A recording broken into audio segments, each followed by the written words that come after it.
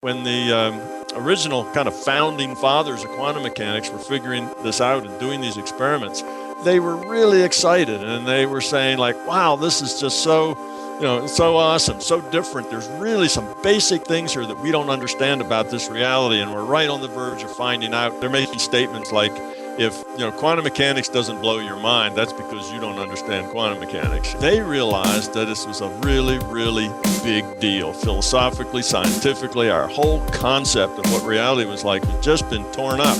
And then they tried to come up with a good explanation. They couldn't find one. Now we're almost 100 years past that point, and they still have no idea. They just blow it off as nobody will ever know.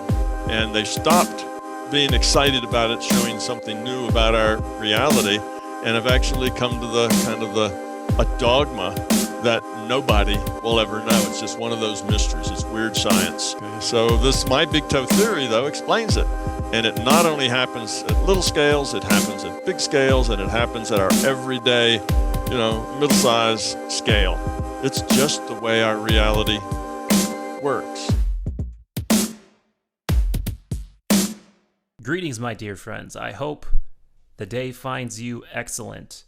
And it's been a while. In fact, it's been far, far too long, and I apologize because if I had it my way, I would put one of these out every single week, but unfortunately, due to circumstances that I cannot always control, that is not always possible. But if I were you, I would not necessarily want to hear about the ins and outs of the logistical side of this podcast, so let's jump into the content of the show. If that clip I played earlier seems vague or pseudoscience-y or possibly intimidating if you're not familiar with some of the basic ideas or anecdotes behind quantum mechanics, I completely understand that. And incidentally, you should definitely at least check out the Double Slit Experiment if you're not familiar with that. And we get into this in the show, but people love to get worked up about this experiment. People on one side of the fence think that it's completely paradigm shattering and completely changes the nature of reality. And then there are many people on the other side of the fence, the more mainstream side of the fence, I suppose, that say, no, you cannot apply the results of these quantum level experiments out to the larger macro level world. It just does not apply to our everyday reality. Tom has really strong opinions on this. I admit that I'm extremely intrigued by the results reached in this experiment. So I'm going to include a link to a Through the Wormhole segment that's pretty straightforward and just gives you the nuts and bolts of what the experiment's about and what the results are, so you can reach your own conclusions. But when you're talking about something like the fundamental nature of our reality or how we interpret our reality, you can't really take a broad stroke 1-minute clip across the top and expect it to make complete sense. But luckily, you don't have to take it from me. We have a guest with a really impressive career in applied physics. He worked in military intelligence, where he reverse engineered enemy technology. He worked within missile defense. He worked on huge projects for NASA. And obviously, all of that impressive stuff is more than enough for me to want to talk to him on this show. But what makes Tom even more interesting and more of a rare specimen is the fact that he also spent more than 3 decades researching the nature of consciousness, and he kept an open mind on subjects that most scientists would have scoffed at and walked away from. He did a great deal of experimentation on things like out-of-body experiences, the statistically measurable power of intent, altered states of consciousness, and a bunch of other things that would have made awesome plot lines for episodes of Fringe. And I know I say this on pretty much every episode lately, but even though this conversation is a 2-hour plus conversation, we are seriously only scratching the surface of all of Tom's work. And if you want to go deeper into that, you should really check out his 3-part book series, My Big Theory of Everything, and it's abbreviated My Big Toe. You can read it for free on Google Books, or you can buy it in paperback. Or if you're not as much of a reader and you prefer to digest your knowledge through video, there are hundreds of hours of his talks on YouTube. And he particularly recommends his Calgary talks. I think they're roughly 9 hours long in all of their parts. If you want to check out Tom's website, it is my-big-toe.com. And what's that? You want to interact with the show as well? Well, let me point you in the right direction. Our website is midwestreal.net. I do my best to post interesting stories and podcasts there as often as possible, and we have a growing stable of contributors. And incidentally, if you are interested in contributing, shoot us an email at midwestreal@gmail.com. And we are definitely all over Twitter at midwestreal and on Facebook, facebook.com/midwestreal. I'm playing this sad music because you guys haven't been going to iTunes and leaving us reviews or subscribing much lately. And that hurts my soul. And it also hurts my soul that on Stitcher, we don't even have any reviews. And that's kind of crazy because we get hundreds of listens per episode on Stitcher. We get thousands of downloads on iTunes. So please, friends, let's get a few nice reviews and subscriptions in there. I would truly, truly appreciate it. And honestly, it really does help the show get noticed. And I'm also playing this sad music because, unfortunately, we do thrive off of your donations. So if you can spare it, head on over to midwestreal.net, click the donate button, transfer a tiny bit of your green energy, or if you are of the more tech-savvy folk who prefer their currencies digital and decentralized, you know that I love the Bitcoin, so I would gladly take that as well. And if you can't donate, that is cool. By all means, enjoy the episode, and thank you for listening.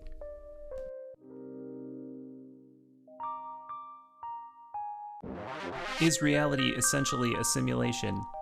I don't know, but Tom Campbell is a lot smarter than I am, and he makes a pretty damn good argument for that being the case.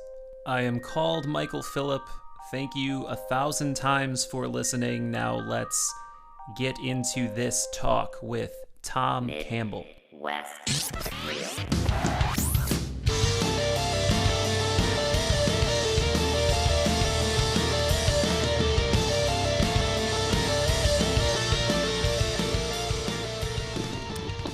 Mr. Campbell, how are you, sir? I'm doing just fine. How are you? I am very well, very well. Very excited for this conversation as well. Well, good. Yeah, I had a chance to watch the talk that you gave in Calgary this morning, and I definitely have a much more developed view of some of these concepts that you talk about. And I heard about, it seems like there's this resurgence in the last few months to a year of people talking about the idea that our reality is closer to a simulation or to virtual reality than any other paradigm that we currently use to explain our situation. And I never fully understood that until I listened to that talk that you gave in Calgary, and it's a very interesting way to augment your worldview for sure. Yeah, well, you must have had a busy morning because that Calgary talk is very, very long. If you just started it this morning, you haven't done anything else all day. Yes, and I will admit I only caught the overview section, the one that's about 2.5 hours. But yeah, I can't wait to pick your brain about it. Well, I'm glad you did watch that. That is just a kind of a very broad brush across the top, because that was just the intro on Friday. That particular video that you watched is called Calgary Workshop, and it lasted for that one day Friday and then 2 whole days.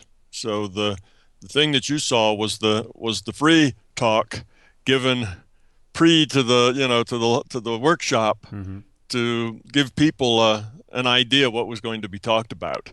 So that was the teaser, if you will. And then the workshop followed that, and that was all day Saturday. I talked about the theory, which is, how reality works, why it works that way, what's going on kind of thing. And that was all day Saturday. And all day means about 7 hours Wow. worth of video.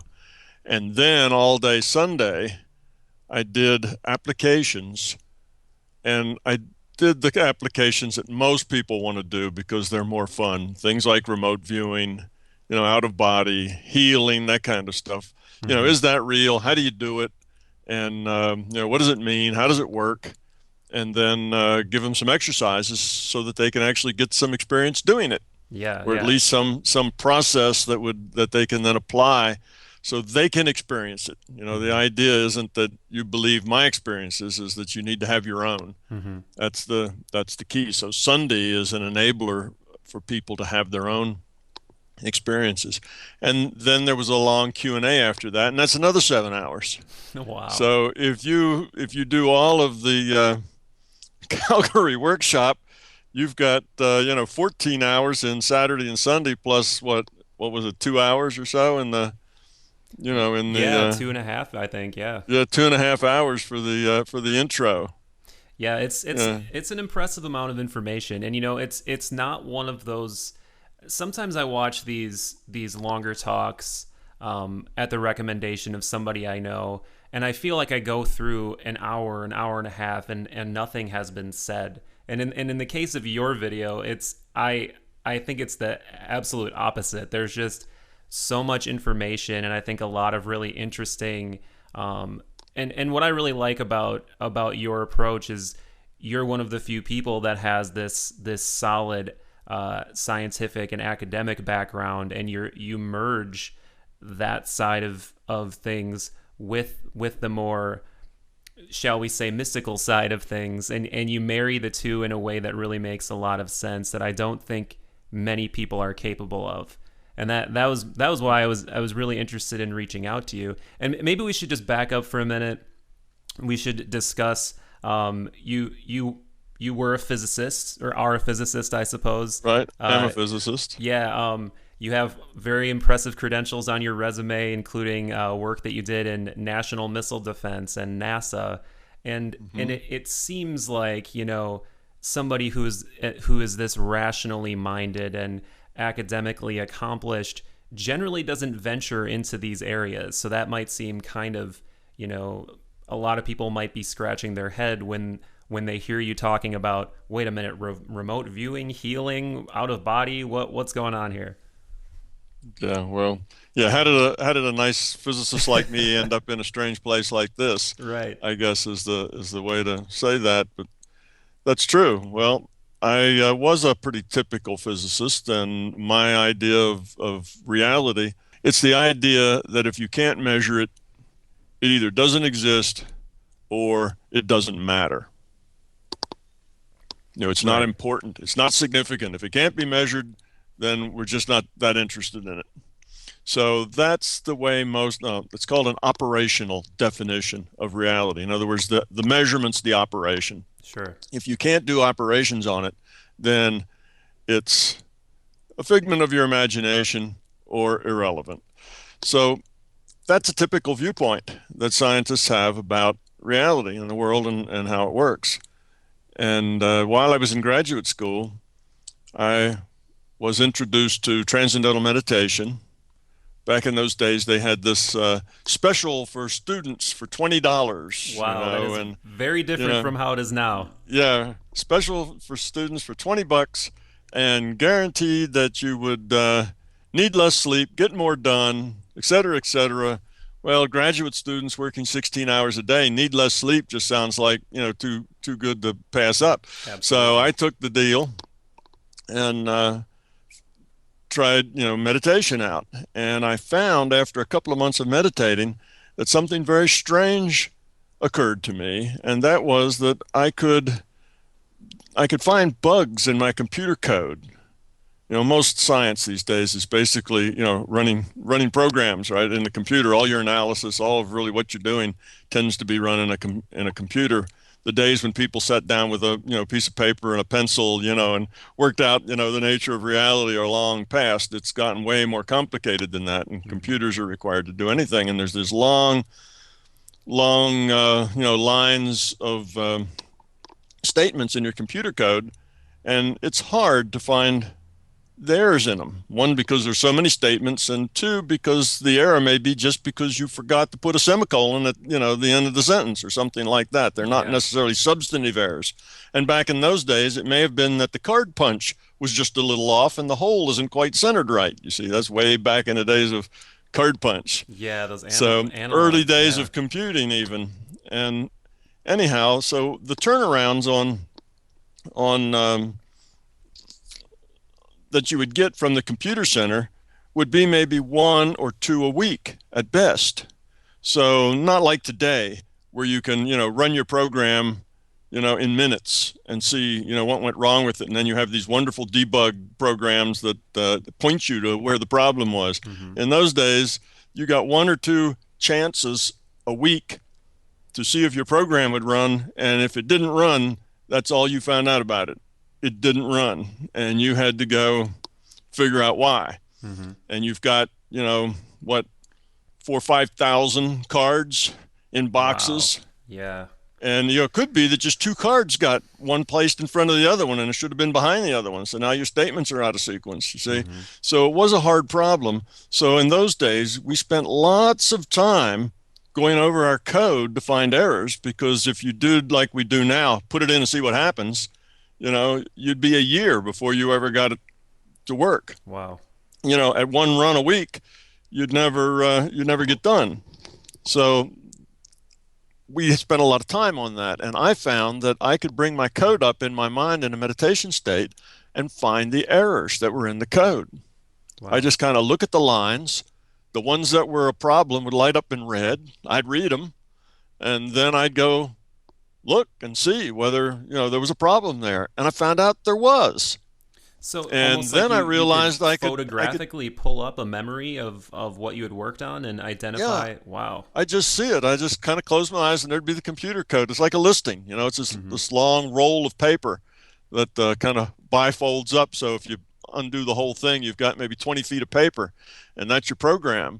And I just roll down through that, and the ones that were a problem would show up red. I'd read them, see what they were, what was the statement number, and go find that was really my error. Now, that was a big, wow, what's going on here to me with my operational definition, because that shouldn't have been able to happen in my operational definition. This was something that was I could measure the result, but I couldn't measure the process.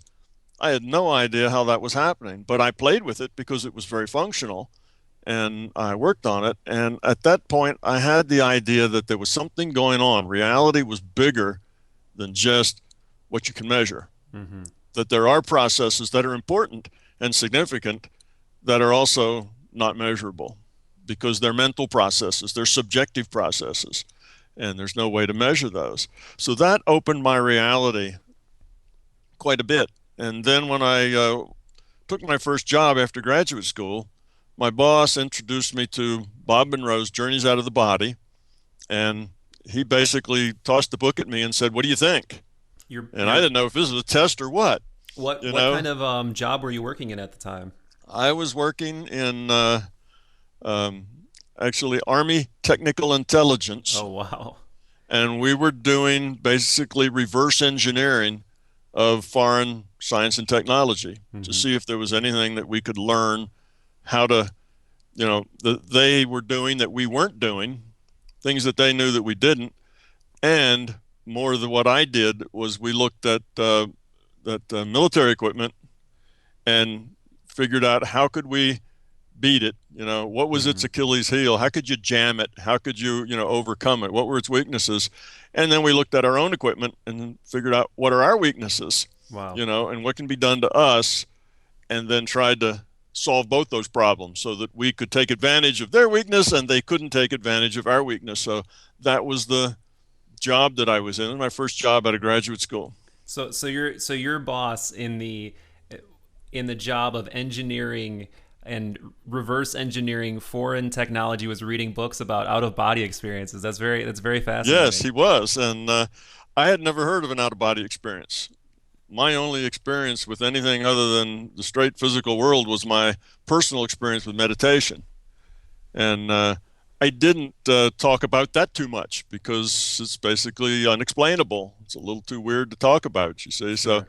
I had that experience, and I didn't know what his point was, whether he thought the book was ridiculous and wanted to see what I thought or what. But I read it, and my reaction to it was, well, if this is true, then that's really outstanding. It shows a whole lot more reality out there that's accessible that I never knew about. And if it's just being written to sold books to gullible people, then, well, it's not all that interesting. And how do you ever tell which of those is the fact and which isn't? So that's kind of the way we left it. And he kind of nodded and he agreed that he'd come to a more or less similar conclusion. As it turns out, the author, Bob Monroe, was living only about a 45-minute drive from where we were working. Wow. And arrangements were made to visit. And I was asked if I wanted to go. And I said, absolutely, because I wanted to know I write in my book, is this guy nuts or what? I wanted to know, is this for real or is he just a hustler? So that was my reason for going. And I met the guy, and he was very straightforward. He didn't seem to be hustling anything. He was answering our questions and showing us around his lab and that sort of thing. And he lived on a 500-acre Virginia gentleman's estate, whiteboard fences, horses that would run along with the cars, as you approach the property, this sort of Wow. thing. So I realized immediately he wasn't doing this to make money selling books. He didn't need money from selling books. So he had some other motivation. And the more I talked with him, the more I felt that he was an honest, straightforward guy. Hmm. And he very much wanted to understand this thing that had happened to him. Toward the end of that evening, um, the group of us, and there was about 10 people or so, you see, from this technical um, Intel center, Wow. and which is maybe surprising itself that in Army technical intelligence there were that many people who were open-minded enough to be reading Journeys Out of the Body. But anyway, there was a dozen or so of us that went out, And and and Bob looked at us. sorry, what year was this? This was 1972. Wow. Okay. 19, ancient history for most of your listeners, probably. This was 1972. And in any case, he looked at all of us. This is Bob Monroe, and he said, well, you're all scientists and engineers. I've just built this lab, and we were sitting on the deck of this lab. He had just shown us through it. And he didn't have a thing in it. It was just an empty shell of a building. And he said, I'm looking for some scientists who will help me study consciousness and try to figure out whatever we can about the out-of-body effect, to measure it, somehow get some kind of a scientific handle on it. And his main goal was to be able then to um, help other people learn to do it. He just wanted to understand it and make sense of it and turn it into science rather than just, be this weird thing that happened to him.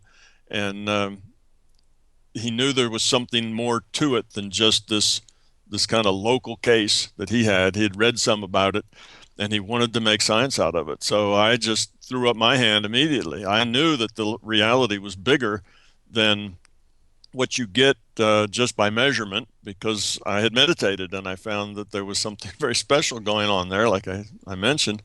So I was very anxious to study it. And at the time, I kind of had this idea, well, I don't really know how this is going to work out, but if it turns out to just be nonsense, I'll just leave. I'm not, obligated for any long time period or anything. I'm not being paid. We were volunteers. Sure. And on the other hand, if I thought there was an opportunity to learn something, then I wasn't going to miss that for anything. So that's where I got my initiation into consciousness research. And that's why a nice physicist like me, ended up writing books about, consciousness, because I started my study of consciousness about the same time I started working as a physicist. Mm-hmm. So my career in consciousness and my career in physics both started, about 6 months or so out of graduate school. It So almost I've been doing this then since '72. wow. Yeah, it almost perplexes me that more people in, the field of physics, especially quantum physics, that are kind of dealing with the fringes of what it is that we can observe and what we know to be, reality. It almost perplexes me that more people don't start to grapple with those weightier existential and philosophical questions, those basic questions about existence. Because, when I hear about the, Albert Einstein called like entangled particles spooky action at a distance, it just throws this entire typical worldview that most people have into disarray. It's, if you extrapolate out from there and you say, okay, well these two subatomic particles can be in superposition and entangled from across the world, and they're both there and not there, or they're just some kind of potential. To me, the existential and philosophical questions just start flowing in right away.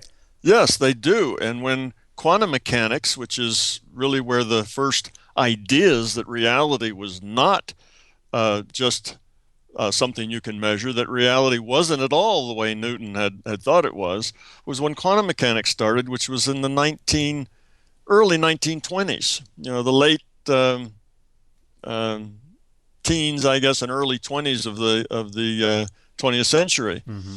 And they were real excited about it. This is Yeah. Heisenberg and there was a bunch more, Baum and Wigner, Bohr. There's quite a long list of these guys, and Einstein was part of that as well. And they realized that what their experiments showed them is that reality is not at all this solid material world that we thought it was. Basically, we can describe what happens in the real world if we start with an assumption that matter, particles, are probability distributions. Now, that's kind of weird, right? If we start with that assumption, we can compute right answers, and then the measurements of experiments we do verify that those answers that we computed from that assumption are correct. So that is really what quantum mechanics is about. It has this assumption at its root that we can describe reality as probability, Mm-hmm. not as hard, solid things. And then we realized that atoms weren't really nuclei, big positive charges with little negative electrons zipping around them in orbits. That was our thought of it at the time. And we realized that, well, there really isn't such thing as an electron. There's only the probability of an electron. There's potential electrons, and we have to describe not an electron as a particle, but an electron as a probability cloud. In Mm. other words, the electron has some probability of being someplace at a certain time, and that probability goes all the way out to plus and minus infinity. It could be anywhere in the universe, you see, but it's higher probability that it's here than it is there. So the probability function isn't flat; it's peaked up around where you think it ought to be. But that's the kind of the engine of quantum mechanics, is that reality is probability. And Mm. now, if you pick up even a elementary school, a fifth grade science book, you will see that when they talk about physics at the fifth grade level, they talk about electrons being a cloud. I Wow. don't know that they say probability cloud. That may be a little more than fifth graders can grasp, but they call it a cloud. So the textbooks have caught up to that. Children are no longer taught that the electrons are little chunks of mass with a charge that zip around in orbits. Mm-hmm. And That's gone. And I definitely want to let you continue on the track that you were on, but I guess I just had to interject there with my with my thought on that. But so from this point where you become involved in out of body experience and consciousness research, was that pretty much the first time that people were trying to scientifically catalog what was happening with those phenomenon that you know of? Well, no, not really. Now, it kind of depends on what you mean by scientific. But when I got into it, like all good scientists, first thing I did was, try to find out what other people had done about it. And there was a fair amount of research, mostly done by physicians. Hmm. And that's because people who had these experiences, like Bob Monroe, ended up going to physicians and saying, "Hey, doc, I'm having these strange things, and guess what? I can find out what's going on the other side of the world, just by traveling in this out of body state." Well, that's sort of remote viewing. And the doctors said, "Oh, nonsense." And then the person would explain it to him and would actually do it. Then the doctor was convinced and he wanted to study it. So there's Muldoon and Carrington, Fox. There's 3 or 4 books that are primarily physicians working with patients, if you will, trying to study this phenomena. And the doctor's interested because they see it as, another thing that the body can do. It's another part of being human. Wow. And they want to study it. So that was back when medicine was a little more than just prescribing pills. People did basic research and followed up things because there was new things being discovered and found out all the time. So when something new like that comes up, you never know where it'll lead, and people would research it. So it had been researched quasi-scientifically. It's not like there were lots and lots of people doing experiments, but there were some, and enough of them were convinced that it was real that they decided to stake their reputations on it and write books about it. Wow. So that had been going on, for quite some time. You had at the late 1800s a group of people called theosophists who were kind of offshoots of Eastern metaphysics who were aware of such things, and they wrote books, but I wouldn't call that scientific. That was more of a here's what we experienced sort of thing, which is the way Bob's was. Bob's book was like a diary. Here's what I did. This is what I heard and saw, and he didn't try to judge it, say that it was right or it was wrong. It was just, here's what I saw. And I like that about Bob. He didn't jump to any conclusions. He didn't match it to any kind of a philosophy or metaphysics or anything. It was just, isn't this interesting? Was his whole approach. So that's a good scientific approach. So Bob was kind of a good person to work with in that reason. He didn't have any preconceived notions about what might be behind it all. Mm-hmm. So science had been done and it had been studied. I mean, it goes back, thousands and thousands of years where people, mystics now, not scientists, but mystics, were having these experiences and wrote about them back as far as we have written records of things. So it's been a common experience of humanity for a long time. Yeah, and I think the divide is in that maybe a lot of scholars or people in the more typical academic field would say that they're describing something metaphorical or they're trying to speak about something that was going on societally in some kind of cryptic way, but it's there seem to be so many coincidences and overlap in these experiences. And, even more interestingly, when we get back to the present day and the kind of, the overlap between these philosophical and scientific phenomenon that you discuss, we find that it seems to overlap greatly with what these mystics were experiencing hundreds and thousands of years ago, whether they were, Sufi or Kabbalist or Buddhist. It's very Right. similar. And at the core of it all, it's kind of this concept that our separation is an illusion. And that seems to play into a lot of what you talk about as well. Yes, and one of the major surprises for me is that once I started studying consciousness with Bob Monroe, um, I did some reading and tried to see what else was written, and I had looked at some Eastern mysticism. I was willing to look at anything that would help me get some handle on how would you go about doing science with this subject. That was daunting, just not only doing the science, but even finding a method, finding a way to approach the problem was pretty daunting. So I read and got into things like that. And I found out that as I got more adept at going out of body and having these experiences and had enough evidential things happen that eventually, I no longer was in the mode of, is this true or not? I had to prove it to myself first because I'm a scientist. I'm very skeptical.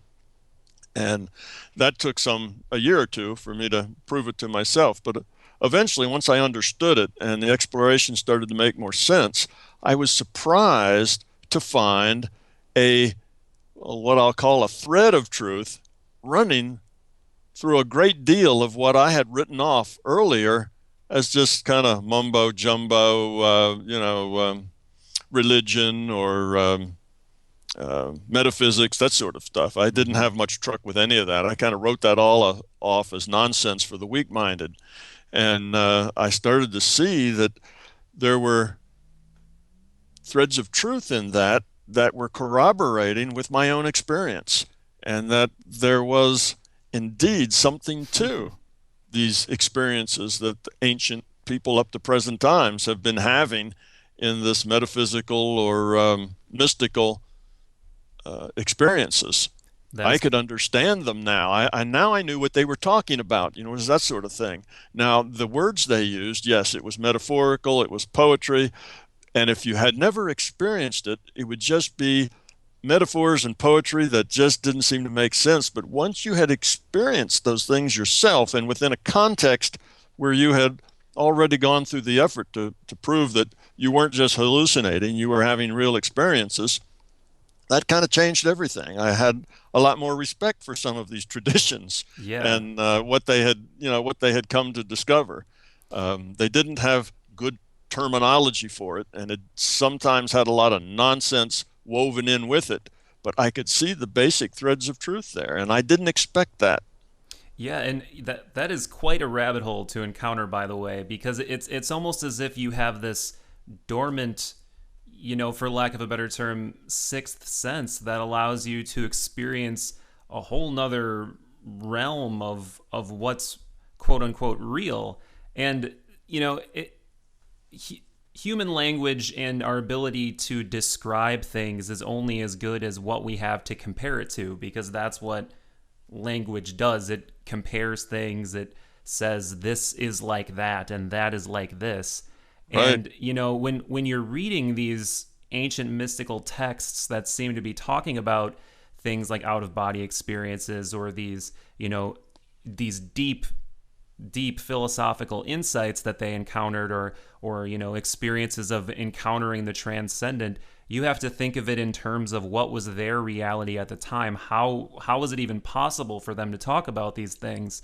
And then you Right. also have to add in, well, this was also translated from an ancient language, and we might lose, from the translation of Hebrew into Latin into English. There's these huge, chasms of Yes. knowledge where we're missing all of these really important cultural and contextual details. And that's what I also think is interesting about the way that you talk about these concepts, because you talk about these concepts in modern terms. You talk about them as if they're these computer systems. And again, I don't want to jump the gun and get too far ahead of your point in telling the story, but I do find that to be really useful. Yes. I had the same understanding when I was reading this because those ancient things are so easy to dismiss because they are so foreign to us. They're outside our experience, and worse, they're outside our language and culture, and we just don't relate to it. So it's easy to dismiss them as nonsense, and that's what most of the West does with these things. But then once you do have the experiments, you begin to see what the metaphors are, what it is they're trying to say. You start to understand the poetry. And as you point out, language develops to describe physical things. Mm-hmm. Language is a product of our physical reality, of people trying to communicate their experience and what they see and feel and hear and so on. And it's very physical reality based. And now we're talking about a reality system that isn't part of this physical, and we're describing it with a language that is limited to this physical. The metaphors we have tend to all be metaphors of physical things. So now you had these ancient people in their own cultures, in their own time, in their own language, having experiences which were very, very difficult for them to put into words of their own language, whatever that was, even if it was Sanskrit or something ancient. Mm-hmm. And then, yes, through all the modifications that you talk about, and then we read it, and it's just hard to interpret what could they have been experiencing, what could they have been thinking about, and you write it all off as nonsense, something that is non-measurable, something that is entirely subjective, and therefore, who knows what was going on in their minds and what was driving them, what sort of illusions and hallucinations they were having, what kind of weeds they were eating, etc., when they had these things. So it's easy to write it all off. But the interesting fact is there's a lot of truth there that has been, against all odds, handed down to us. That is very it's very interesting how that happens.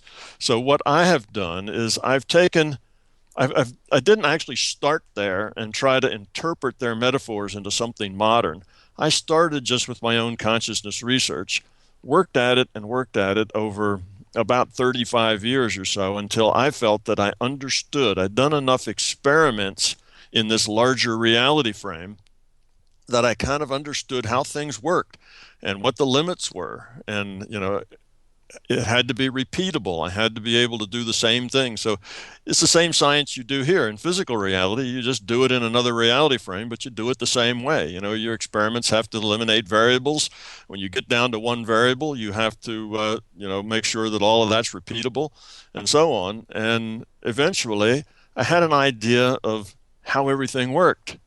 And I made up my own metaphors because I didn't want to use kind of the traditional metaphors because they come with so much emotional baggage. People have invested in them. Some of the metaphors are religious and some of them are, Eastern philosophy and other things. And I just didn't want to attach all that baggage to it. So I ended up making up a lot of my own metaphors. So I don't talk about, an incarnation. I talk about an experience packet, you see. So it's a way of kind of changing it to neutral ground if you do that. But I could see the parallels and the connections between the ancient writings, the mystical writings, and what it is that I was understanding about the nature of consciousness.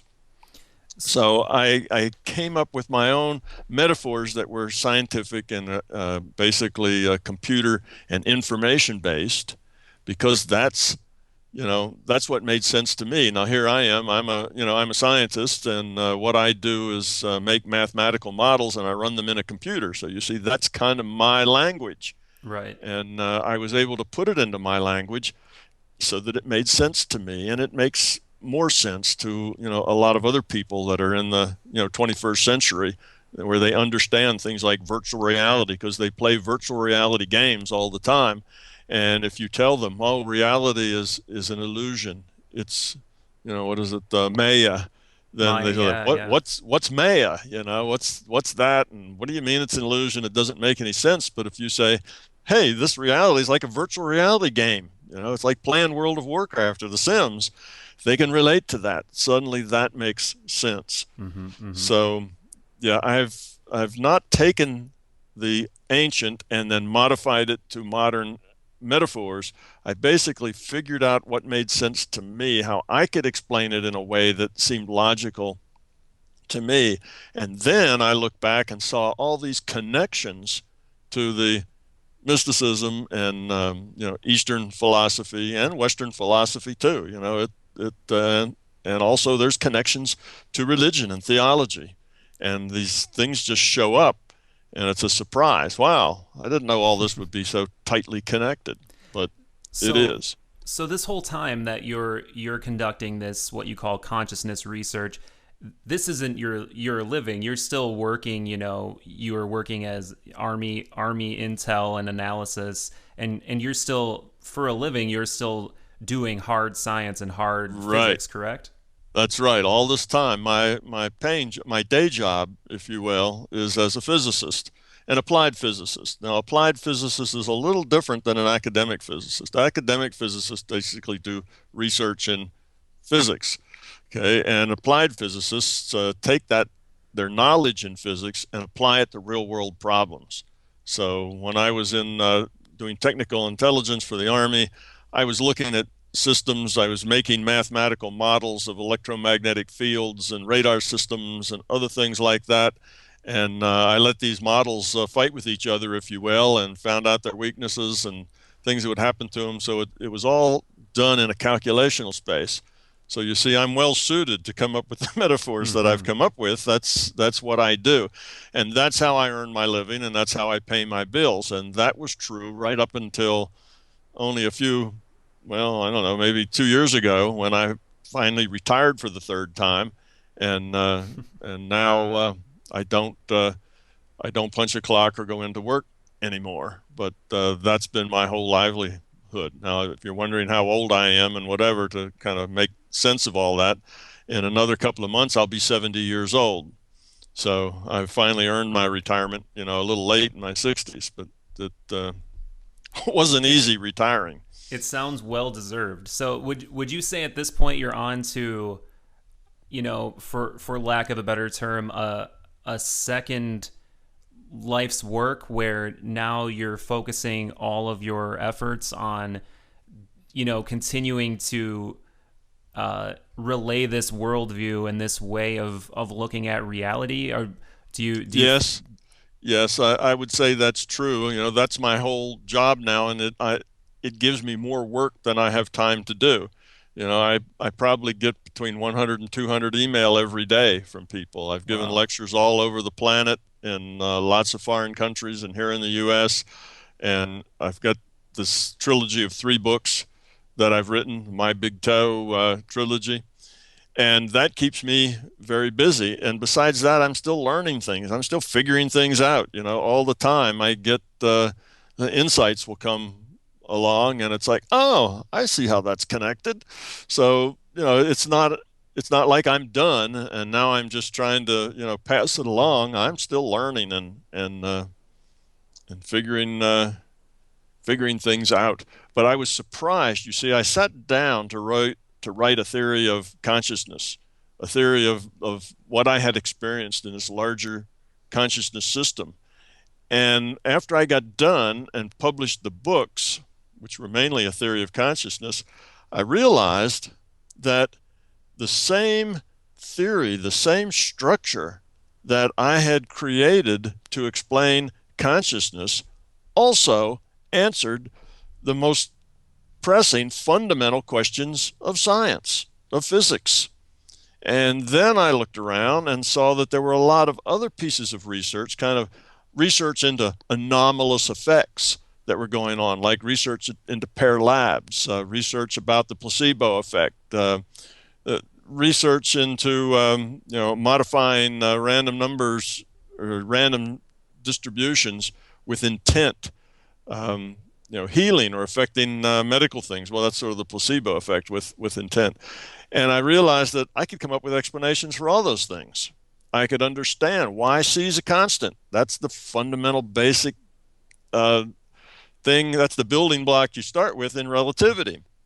I could explain why particles should be described as probability distributions. That's a big unknown in quantum mechanics. They know that if they do that, it works, but they don't know why. And suddenly, all of these things that were going on, I saw on YouTube. Dr. Tiller is a physicist, and he had a man with his intent raising and lowering the pH of a beaker of water. And he very carefully filmed all of it and took measurements and so on. He's a scientist, so he was doing the job right. And I could explain to him why that worked. Mm-hmm. So suddenly I realized that I had done more than just a theory of consciousness. I really had something that could explain in a logical way all of these anomalous effects that people have been studying and doing research on for decades.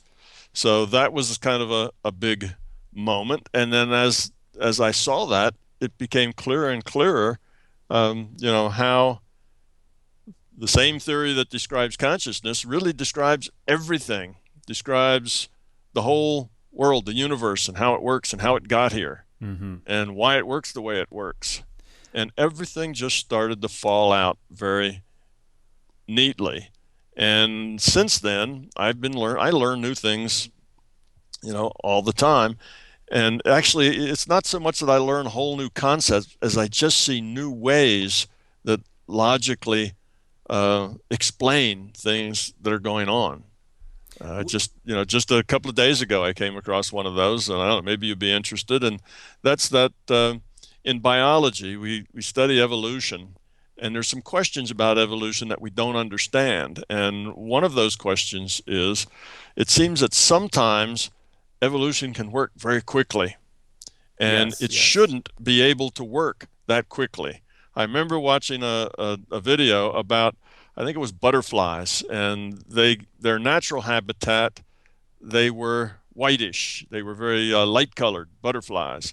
But then urban sprawl moved into their neighborhood, and it got to be a darker place that was paved over, full of factory smoke and that kind of stuff. And within a very short period of time, they turned into black butterflies, or at least gray butterflies.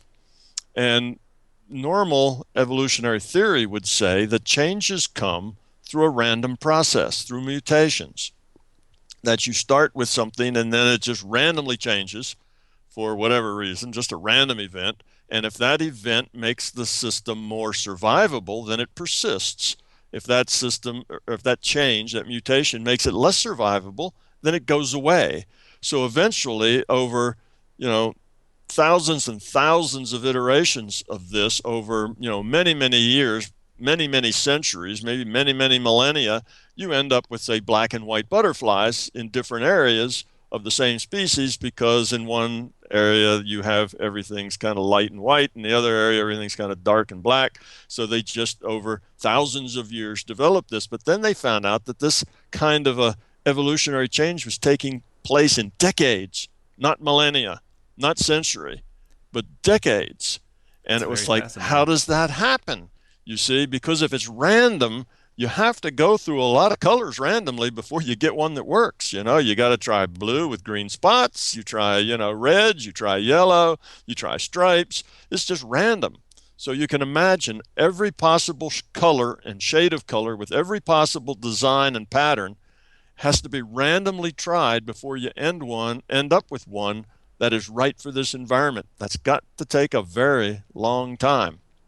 Well, it was happening in a decade or two, and that was like impossible. Random things won't happen that quickly. If it's random, it has to take a long time. Well, the solution to that is obvious.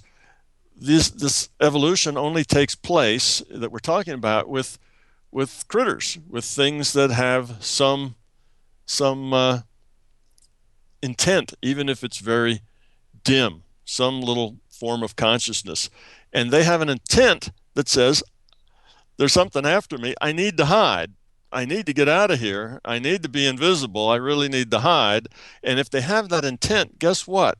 An intent modifies future probability. That comes out of the model. That's one of the logical consequences of this consciousness model, is that intent modifies future probability. So because they modify future probability, they need a way to hide, and it becomes more and more probable that way will manifest because of intent. So it doesn't take very long. They can modify what should take millennia to do randomly in a couple of decades, because intent is modifying the probability of what actually actualizes in this physical reality. Now, I probably just lost most of your readers there, because I took a couple of big steps. But see, there's a solution. And that has always fascinated me, actually, because when we talk about evolution, we talk about it as if it's this autonomous random phenomenon that, if it hits the jackpot every now and then that population survives and the other populations die off. And it's always seemed to me that there's got to be something missing, because if there's not, we're chalking up everything there is and ever has been to a random set of circumstances. One population flourishes thanks to this randomness, and then everything else dies, like I said, and like you were hinting at before, but it completely eliminates any type of intent from the equation. Right. And the problem with that theory is that it takes such a long time. If the design process is entirely random, how long does it take you just to come up with a pattern on somebody's fur that makes it easy for them to hide in the woods? Mm-hmm. If it's just a random event, it happens more quickly because it's not a random event. Now, there are some random components to it. See, if you understand the way reality works, you understand that this is a virtual reality, and it's a probabilistic virtual reality, which means it's a probabilistic simulation. And in this probabilistic simulation, intent modifies the future probability. So now you see that there's this general area that says I need to hide, and that's the intent. And there may be 10 or 20 or 30 things that come to the forefront of that as far as coloration goes. Maybe tan with brown spots or brown with tan spots, or there may be a bunch of other things that work there. And one of them dominates. One of them gets selected because when the choice is made, when the measurement's made, basically the way it works, excuse me, I don't want that ringing phone in the background. Turn that off. I actually wasn't even hearing it. Oh, you weren't? All right. Next time I'll let it ring. Anyway, what happens is that the intent modifies the probability, and events happen here in the physical reality because we make a measurement. We do something that requires data, and what we get as data depends on what is, that statistical distribution. And you have a statistical distribution where some things are more likely than others. And you reach into that distribution and you randomly pull out an answer, and that's what you get in your data, and that defines the result of your measurement. That's how it works. That's how double slit experiments and quantum mechanics works. That's how when you see things through telescopes in the big picture, how that works. Anyway, we can get into that in more detail later, but as far as this evolution goes, it works the exact same way. So there's a smaller subset of possibilities that have a higher probability of hiding this creature. And it's within that subset of those more probable things that random draws pick one out and try it. And if that's successful, it continues to be passed along because you're actually changing, what's in the genes. That's what changes that we're talking about. We're talking about changes in the genes. So that gene change comes out, and if that works, it goes on, and if it doesn't, it picks it may pick something else, and it may pick something else. But they're all from this group of more probable patterns. And eventually they mate with each other, and some got this pattern, some got that, and it works itself out to where you have a species characteristic over time. That's why the butterflies took a couple of decades, because they needed to breed enough that that change got to be dominant. Some were probably charcoal gray, and some were black, and some may have been other dark shades. And eventually the breeding kind of takes care of that, and one of them will win out. So we do have this random thing going on, but the random thing in evolution is not every possibility that could ever happen in the universe. It's of those things that are most likely, those things that are most probable based on this probable future reality. Yeah, and that is absolutely mind blowing. When and it makes sense to say that the reason you get deer that are brown with white stripes is because there is a range of possibilities for the way that animal will look. And that's why if we were talking about complete randomness, wouldn't we every now and then see a bright pink deer or a blue deer, or am I oversimplifying that too much? Right. There for a while you should, and of course that maybe bright pink or blue would maybe would go away, but you'd certainly have it for a while. And all coloration, of course, is not for for hiding, for protection. we have, cardinals fly around my house all the time, and they're bright fire engine red. They are really bright red birds. Now, that is not a color that hides. Red is a color that stands out in every environment. Yeah, So that's what? like a more of a mating function, right? Right. So what's up with that? Well, there, the intent wasn't that bird probably didn't have, as it was evolving, didn't have a lot of problems with predators trying to eat it, but it did have problems with mating. So its intent was more to the, you know, how am I going to find, a female, and how, am I going to get her to, want to mate with me? So they did And he not have ended up, Cialis or Viagra yet at yeah, that time. right. So they had to have other solutions, and the solution to that problem was a bright red bird or a peacock with all the, with all the tail feathers. And that was a different problem that needed to be solved, that was more important at the time than being able to hide.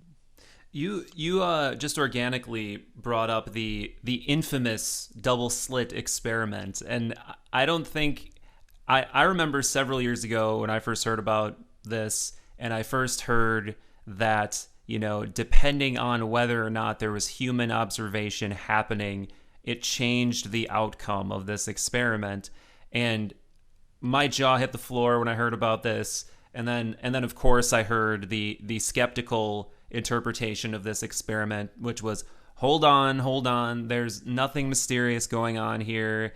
People love to sensationalize this experiment, but the fact of the matter is when you're observing phenomenon on this basic quantum, little tiny level, the rules that we deal with on our level just don't apply down there. So don't sit here and talk about something that's on a fundamentally different level of reality as if it somehow also deals with our everyday circumstances. So what I'm sure this is an argument that you have encountered many Oh, times. yes. Yeah. Well, the response to that is that that's nonsense. The reality has small things, middle-sized things, and big things in it, and they all have to work by the same physics. Now, there are processes that only happen, in a small world, and there are processes that happen in the big world. You have the process of suns being created in the in the big world, right? We're talking about the whole universe, and how that universe is still evolving, and the ways and the processes that it evolves. Well, that's unique to that scale, and you have processes that are unique to the small scale, but your basic physics that describes the nature of reality, that's got to be the same for all. And here's the answer to that in kind of an experimental way, and that is, if you say that quantum mechanics, is only for the small, that means that the quantum mechanical ideas cannot be applied to, let's say, the large.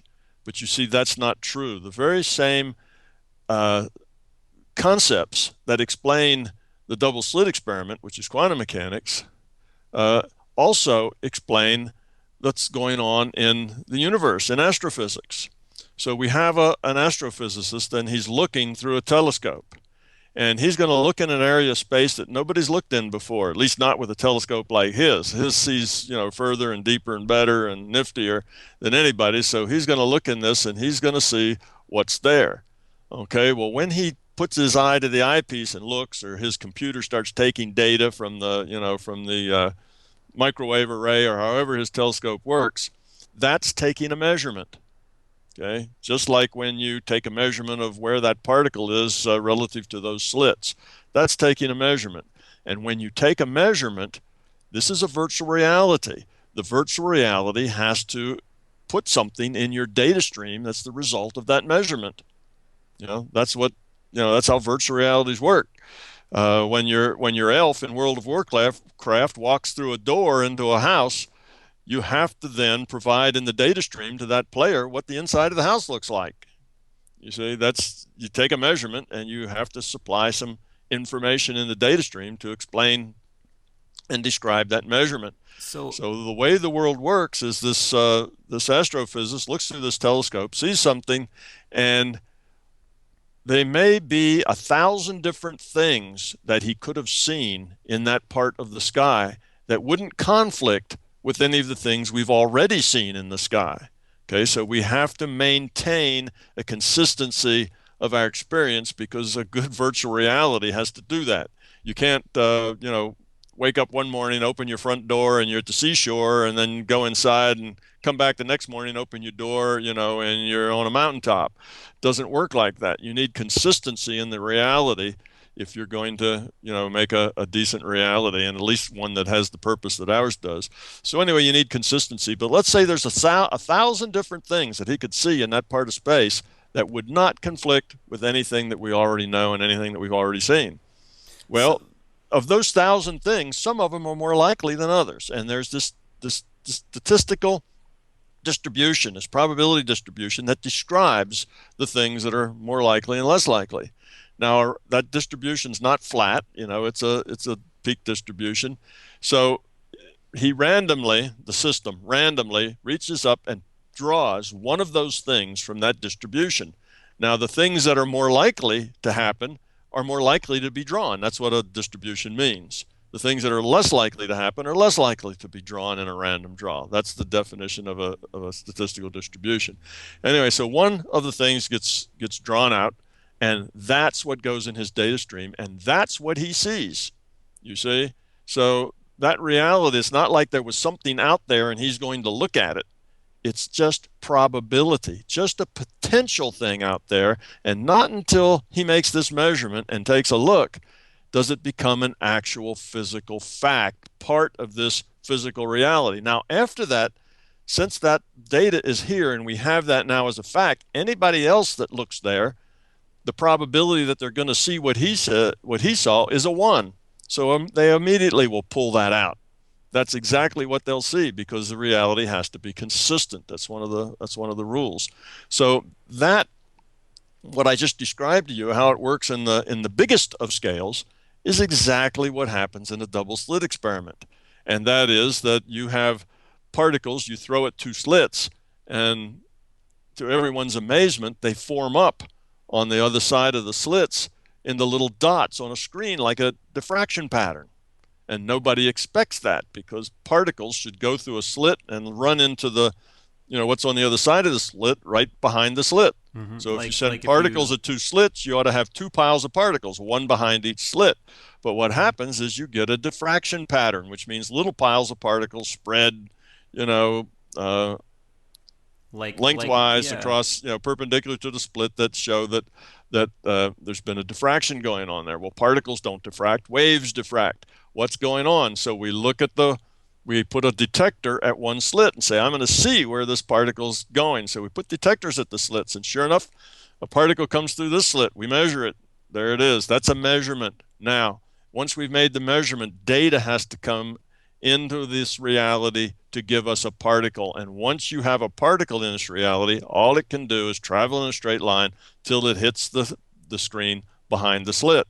And sure enough, once we make the measurements, we end up with 2 piles of particles, one behind each slit.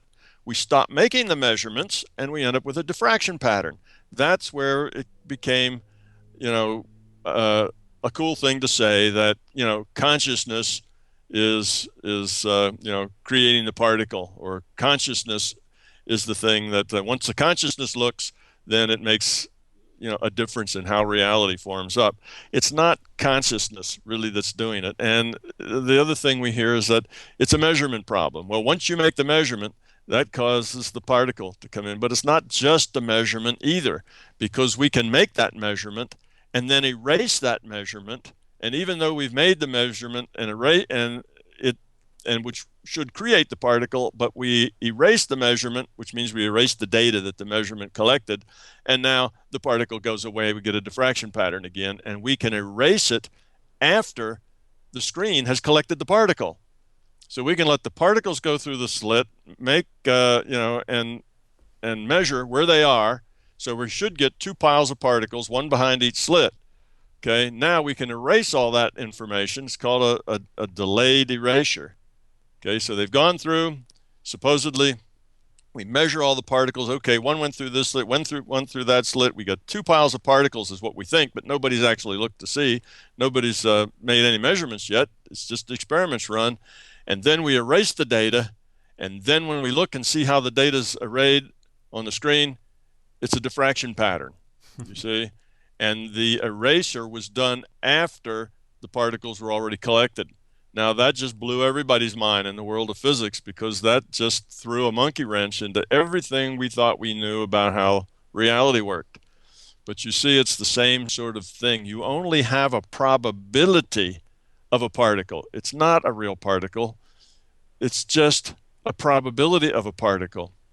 And that probability depends on a measurement, and the measurement's not really taken, you see, because if the machine's taken and then you erase the data, well, that doesn't account as a measurement being taken.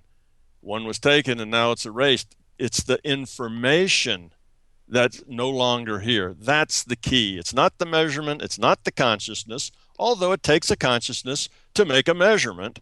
That's not what's really going on. What's really going on is that it's all about information.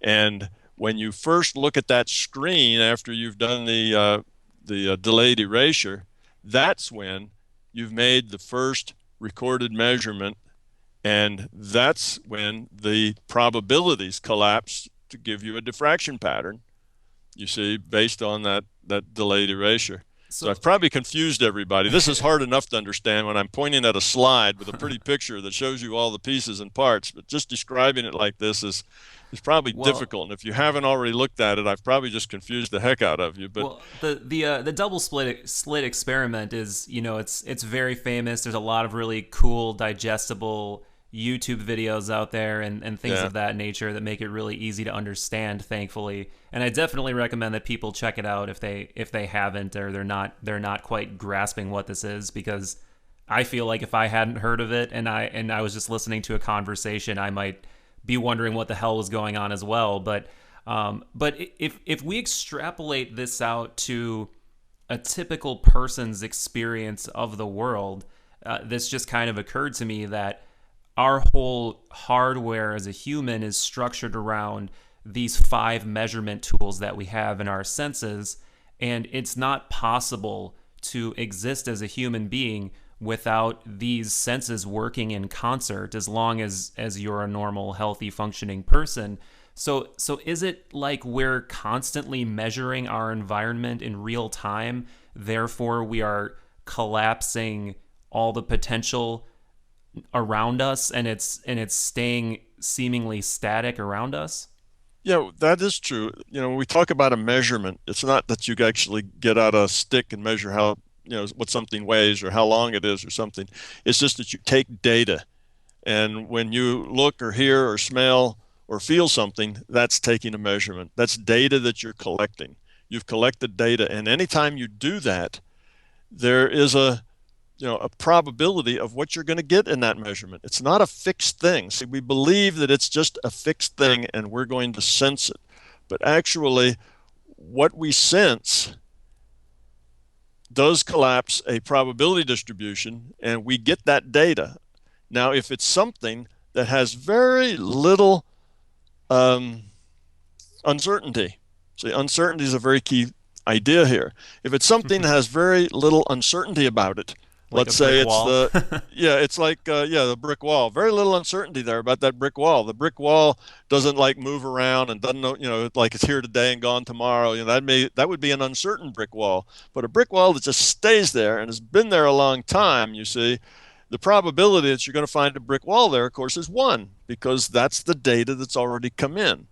That's part, just like the particle. You measure the particle, you get a particle. Well, the brick wall's there, so it's going to be part of the set. So that's why we tend to see the same things, because as we see things, we get, they become part of the physical map here, part of the game. And then it's a probability of 1 that they're going to still be there, unless, of course, somebody goes and, blows the wall up or something. Then that's another occurrence here. And then people will only see the rubble where a wall's been blown up, because that's come into this reality. But the things that aren't so what should we say, aren't so well buttoned down, that defined. have a lot of uncertainty to them, like where is a particle? Where is a photon? Where is an electron? Or even something as big as a buckyball. Where are these things? Well, they're too small for us to see. We don't know exactly where they are. Well, now you have all that probability, and where you have, all that uncertainty. And where you have uncertainty, the measurements you take is going to be a measurement of a probability. And that uncertainty may allow 100 different things to happen and still meet up with all the boundary conditions of everything else that's already happened, still fit without any inconsistency in this reality. So which one do you get? Well, somebody who's a materialist would say, well, you get what's there, Hmm. but there really isn't anything there. What's there is what you create by taking that measurement, by demanding that data. The system looks at what's probable, takes a random draw, and that's what you get. And now that defines this reality. That now has come into this physical universe as a definition of the map here and how it works. So it happens in our everyday life, as well as happens when astrophysicists look through big telescopes, and happens when little particles run into double slits. The same physics applies at all levels, and that's the way our reality works. This idea of, well, it's just for little stuff, don't worry about it, that's kind of a cop out, because they can't explain why it happens that way. It doesn't make any sense to us in our philosophy of materialism. It shouldn't be that way. It's a kind of an impossible thing to have happen, that you can have a delayed eraser, that is just non-causal. And when the original kind of founding fathers of quantum mechanics were figuring this out and doing these experiments, they were really excited, and they were saying like, "Wow, this is just so awesome, so different. There's really some basic things here that we don't understand about this reality, and we're right on the verge of finding out." And they were very excited about it. You have Bohr and well, all the guys that were working, they're making statements like, if quantum mechanics doesn't blow your mind, that's because you don't understand quantum mechanics. Yeah, yeah. They making these kind of statements, and they realized that this was a really, really big deal philosophically, scientifically. Our whole concept of what reality was like was just been torn up from the results of these experiments. And then they tried to come up with a good explanation. They couldn't find one, but they found a way to do calculations, and that was by assuming that the physical world really just exists as potential, as probability. And then they could calculate it, but they still didn't have any idea why. What did it mean? And after a decade or so went by, and they still didn't have any idea, and another decade went by, and now we're almost 100 years past that point, and they still have no idea. What they did then is change their attitude to, oh, this is something really big that says, some really major things about our reality, to, it's just small stuff, don't worry about it, and it's just weird science, and just shut up and calculate. That's a quote from Feynman, one of the best quantum theorists that we've had. Now, he's not alive anymore, but he was a very, very good scientist. Anyway, they've gotten to this point where they just blow it off as nobody will ever know, and forget about it. Don't even go there. And they stopped being excited about it showing something new about our reality, and have actually come to the kind of a dogma that nobody will ever know. It's just one of those mysteries. It's weird science. And that means they stop looking, they stop thinking about it. It's over. We're done with that now. We're moving on to things that we can actually do, not things that we bang our head against the wall and don't come up with any answers. So that's why you'll have scientists that say, oh, don't worry about it, it's not really important, because that's the idea that they have taken from it. And it's not that they don't think it's important, it's because they've failed over almost 100 years to make any progress on that front of explaining it. Okay, And so this my big toe theory, though, explains it. And it not only happens at little scales, it happens at big scales, and it happens at our everyday, middle-size scale. It's just the way our reality works. is there an aspect of this, because you are an applied physicist and you build systems that, you know, you can apply them in real life, as you were saying. Do you also have a mathematical approach to this theory that you have mapped out? Yes, there is a mathematical approach to this theory, and it's on both ends. And it's not I that have done it, but Mm-hmm. others have done it at the detailed end of the processes that actually generate the physical reality. We have Brian Whitworth, New Zealand computer scientist, who has come up with a very simple, um, shall we say, informational process. He calls it the Planck process. And from that simple process and just a couple, two or three rules, he can derive all of physics from that. He can derive what I call our rule set. Wow. That's what that's the rules that the simulation has to abide by, our physics, our science. So he can tell scientists things that they don't know just from his work that he's done. So, we have this standard model in particle physics, and it's sort of like the periodic table in chemistry. You know how we had this periodic table, and once we saw the pattern and put this table together, we could see where there were holes in it. And we could say, oh, there's no element right here, but there should be one, and it should have this atomic weight, and this atomic number. It's missing. We've never seen that. And then they'd go look for it, and wow, they'd find it. And we went through that probably in the last 100 years and put a whole lot of elements in their little cubbyhole in that periodic table. So basically, this table is it's a matrix, just like that in particle physics, and there's these holes in it, and they have some odd things like why should a quark have 2/3 charge? Hmm. That's kind of a weird thing, right? Why should it do that? Well, they don't know. They know that if they assume it has a 2/3 charge, then their math will work out, and they can get consistency in what they compute. Well, Brian can tell you exactly why it has to have a 2/3 charge, you see. So he's deriving all that from basics and basic computer science, because this is a virtual reality. It's computed in a computer. It's a simulation. So the way you explain it is by looking at how the simulation works down at the bottom level of what's going on, and that, for Brian, he calls it a Planck process. Isn't that where the conversation about the Higgs boson comes into play as well? Isn't that supposed to be the function of the quote unquote God particle or Higgs Yeah, well, the Higgs boson boson field was, that? yeah, right. The Higgs boson was one of those holes in their table, and they figured that there should be something there, and they were looking and looking, and then they went to CERN and looked, and they think they may have found something that may be it, but it's a tiny little resonance, let's say, that produces a tiny little blip. After you take, billions and billions of samples, you get something that you can maybe almost see. It's one of those things. It's not really a big deal. It's a very small deal, the Hmm. God particle. They make a big deal out of it because they jump to some conclusions about what what it could do. One of the things that the particle theorists in their standard model have no idea is how to explain is something as simple as mass, Yeah. something as simple as charge. You see, these things are just things that just exist, and they don't really know where they come from, why they're like that. So they had a lot of other things, momentum and so on, already pegged, and they understand where they come from. But this mass is just, it doesn't have any source.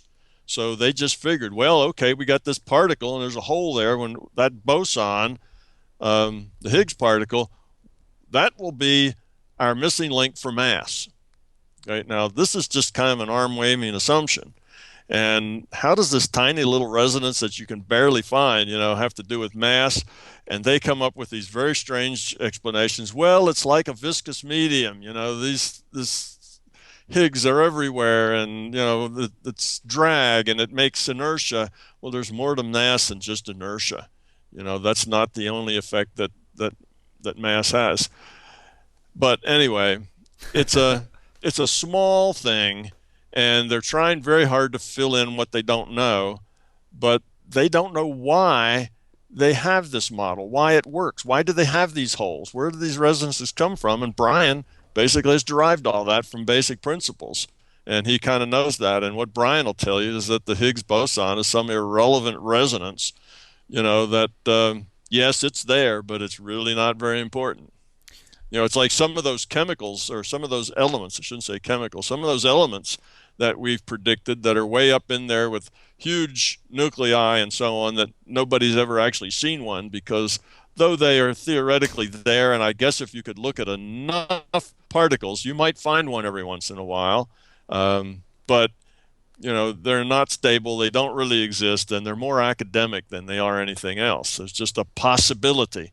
And in a statistical, probabilistic world, anything is possible eventually happens some of the time. So every once in a while, you get a particle, 1 out of 1 billion, that sort of looks like a Higgs, and that's hardly anything I think to get real excited about. It's a real minor thing, just like a nucleus that's very, very heavy that's unstable. And every once in a while, I'm sure, you get one of those things, but it isn't really very important. It's more of an academic interest than anything that really is significant in the world that we experience. So the Higgs is, I'd put it in that same group. Now, particle physics would probably, holler and scream at me for saying those kinds of things about their particle, but they have some unknowns, and they're hoping that these new little resonance, their particles, will explain some of them, and they're trying real hard to conjure up some kind of an explanation that they can pin on this thing so that they get that mass taken care of, or they get that charge taken care of. But what physicists are beginning to realize now is that it's better physics to stop talking about particles as little points of mass. It's better to talk about, let's say, an electron. An electron's our friend, right? We're just now talking because of electrons, or running around in wires and between computers and through space and all that sort of thing. That's all, it has to do with these electrons. But an electron is better modeled as a point in space that has the attributes of charge and the attributes of mass. Because once you start saying that it has extent, that it has a diameter, and it has a mass and certain things, you start running into trouble. You start doing experiments that basically tell you that's not so.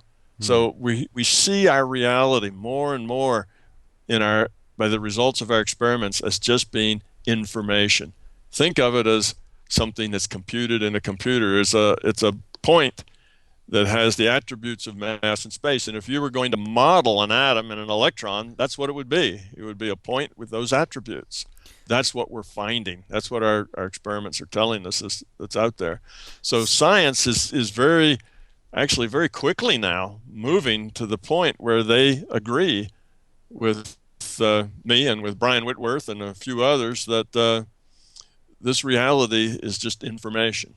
So if we extrapolate this out to, a more conceptual, logical conclusion, I believe what you're getting at is that there is nothing except ranges of potential until it is observed or measured in some way, shape, or form, correct?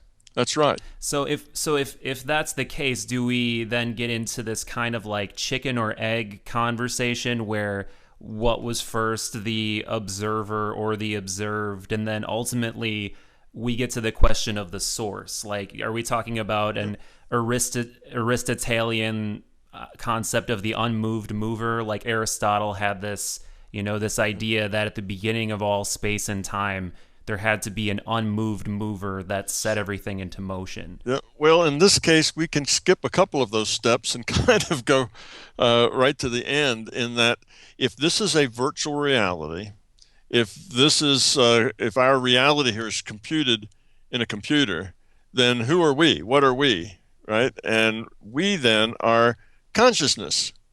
What we are is an individuated unit of consciousness, and we are using what this simulation of this universe produced here on this planet as avatars. So our bodies, everything physical is a calculation. Everything physical is part of a virtual reality. Now we're back to the Buddhists saying it's all mana, right? It's all an illusion. Well, if that's the case, and this is a virtual reality, then one thing we know for certain, because it's just simple logic, is that a simulation cannot produce itself, right? A virtual reality cannot create itself because it doesn't exist to create itself. You know what I mean? Um, that's just a simple thing. So a virtual reality has to be created elsewhere, outside of this universe.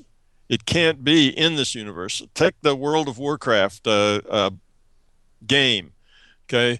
In the World of Warcraft map, there are mountains and trees and lakes and rivers and elves and barbarians, and all that stuff is in that map.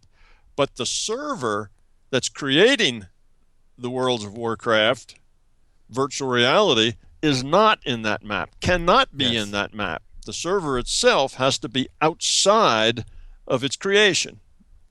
Okay, simple idea. Well, if we are a virtual reality, then where's the computer? You see, where's the server? What's the source? Well, it's not part of this universe. It can't be. It has to be outside of this universe.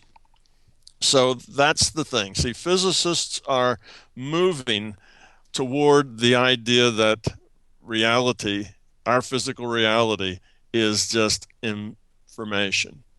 The next step there is that this is a virtual reality, which means a reality based on information. It's a computed reality, just like your elf in World of Warcraft is just a computed character. We call it an avatar.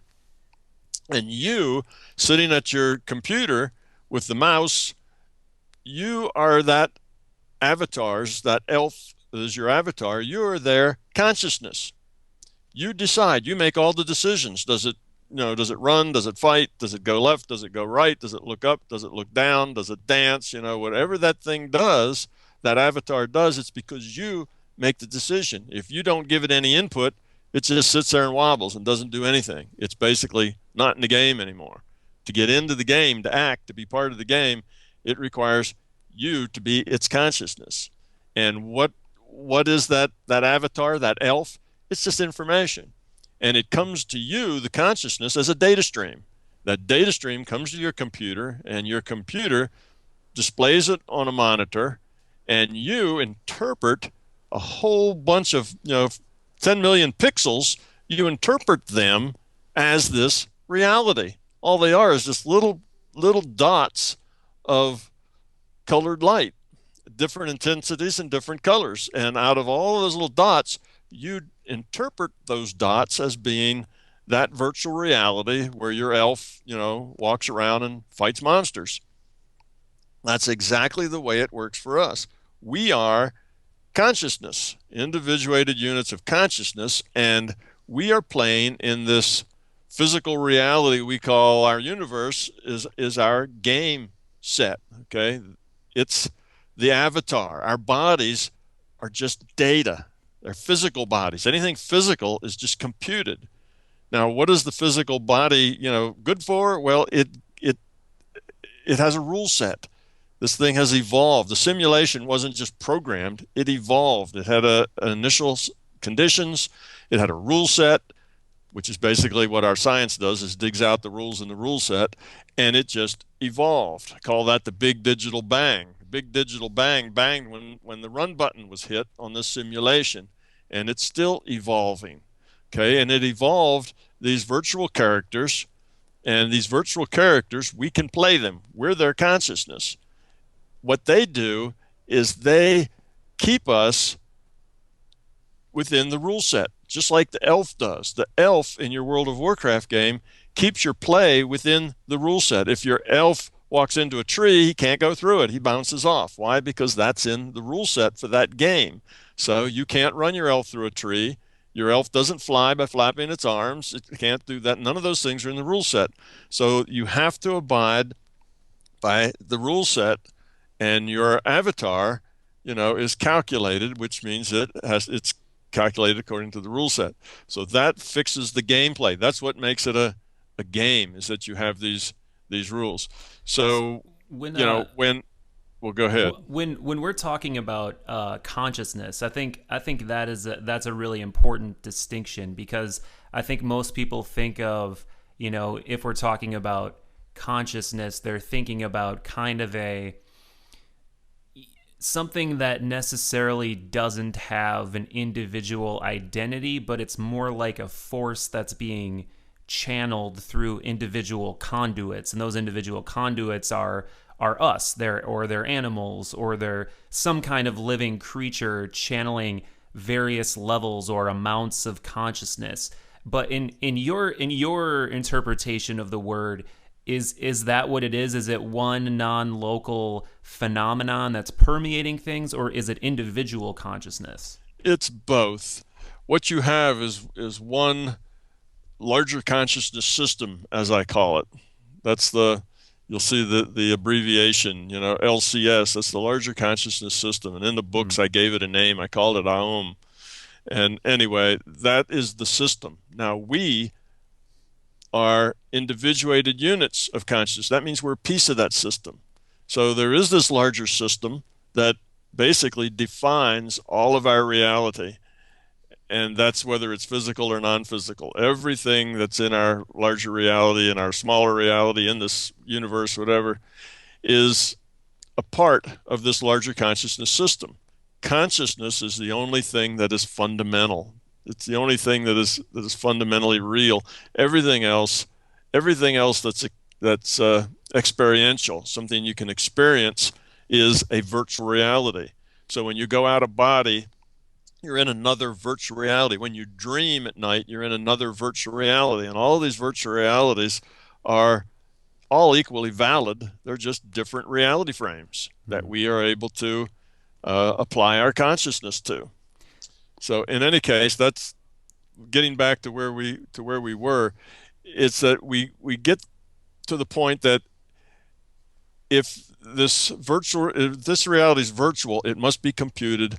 As Fredkin said, Dr. Edward Fredkin is a physicist who, back in the middle to late 1990s, wrote a couple of papers, scientific papers that he published in scientific forums that basically said, "Hey, folks, this is a virtual reality," and he used the word "other." It has to be computed in other. That means other than this physical reality, just like the server has to be an other as far as the elf's concerned.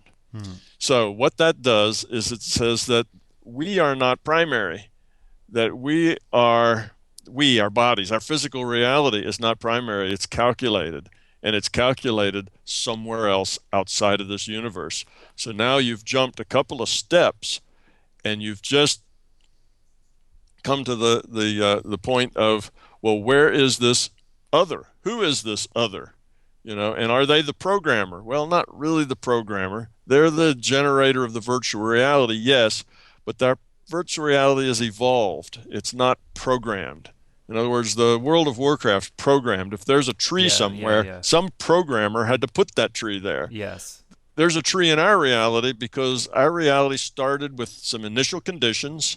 It was a very high energy plasma in a very small space with very high temperatures, and it was contained there. And when the run button was hit, it was allowed to expand. Time loop started to run in the simulation, and the time loop had a rule set, the way these things could expand, energy exchanges, all of that's the rule set. And we call that physics, science.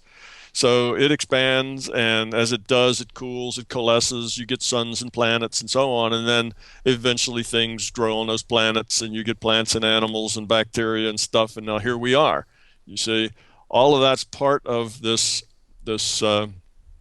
evolved physical reality that's really a virtual reality run in a computer. But it's not that every tree wasn't planted by a programmer. Is that we have trees here because they just happen to evolve because of the initial conditions and the rule set and time. So it's a natural system. So a major distinction between what the virtual reality that we interact with through games or whatever medium that we're using and the one that we interact with as human beings is that it's a self-governed, self-evolving, self-organizing one. Exactly. It's not a programmed one, but it has a Wow. purpose. Yeah. It has a purpose, but it's not programmed, right? Trees aren't programmed in, so it's not a deterministic sort of thing. It's a probabilistic simulation. Things have a probability of occurring, and based on those probabilities, certain things will happen, certain won't.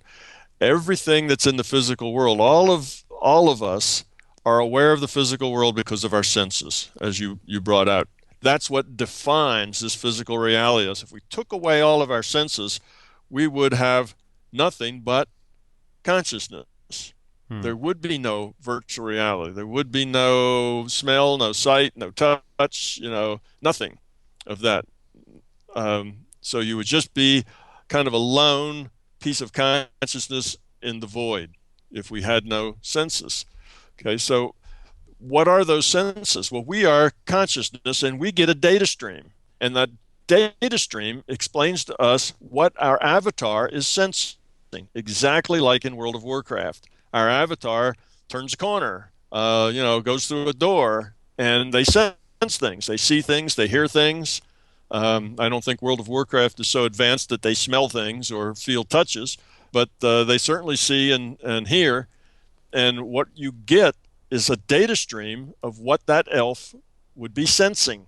He opens a door, he walks into a building, he looks around, he turns his head to the left, to the right, and he won't turn his head if you don't turn it. You have to, you, the consciousness, have to make his head turn to the right and turn to the left. And when he does, you see what he sees, what he senses, you see. So the reality, that virtual reality called World of Warcraft, comes to you, the consciousness, as a data stream. And whatever your avatar senses, that's the data you get, and you interpret that data to be this reality. Well, we Yes. work the same way. So our physical universe is basically data streams to every player. To me You that see? yeah, and to me that starts to make me go into the direction of a lot of these futurist tendencies that we're starting to have as a species. We're getting more and more ingrained into our own created digital spaces, and the end goal of it for a lot of people is to get into a space that's more ideal than their quote unquote real reality, or is where they're not as limited in what they can do, or the rules don't apply as much. And then even beyond that, transcend having to die by going fully immersed into this virtual space. Where do you philosophically go when you start hearing about those ideas? Well, every in every reality frame, there's lots of reality frames. And if it's a reality frame in which you have free will, in which you can act and interact, that's what I call an experiential reality frame, where you have experience. Then that's a frame in which you can learn, in which you can exist. And as a consciousness, that's what you're doing. You're experiencing, you're interacting, you're learning. And any reality frame, like the dream reality frame, is a place where you can learn. Okay, you have experience there. It's a virtual reality and you have experience, but so is World of Warcraft. That's another virtual reality, and you can learn there. You can learn how to play that game. You can learn things like cooperation with others, because if you don't cooperate with others in that game, you can't, progress in the game. So you learn all sorts of things. And some of those things apply to this reality, some of them don't. But it's just another place to exist. But now you have this rule set. You have rule sets in all your virtual realities. There's rule sets in the dream reality and rule sets in World of Warcraft, and there's rule sets right here. And this rule set that we have in this physical reality is that if we don't, get up out of our chair and get some exercise, eat once in a while, and whatever, we will, dry up and blow away. So we have to pay attention to the rules in this reality, even though our consciousness can involve itself in multiple realities. Hmm. Our avatar is in this physical reality. So this physical reality has rules, and we can't, we can't skip them. So we can't just kind of trip off into, elf land and get out of this reality. We're stuck here because we're tripping off from this reality. This reality that we're in is our launch place, and we have to abide by its rules. But when it comes to death, death for us in this reality isn't any different than death for our elf.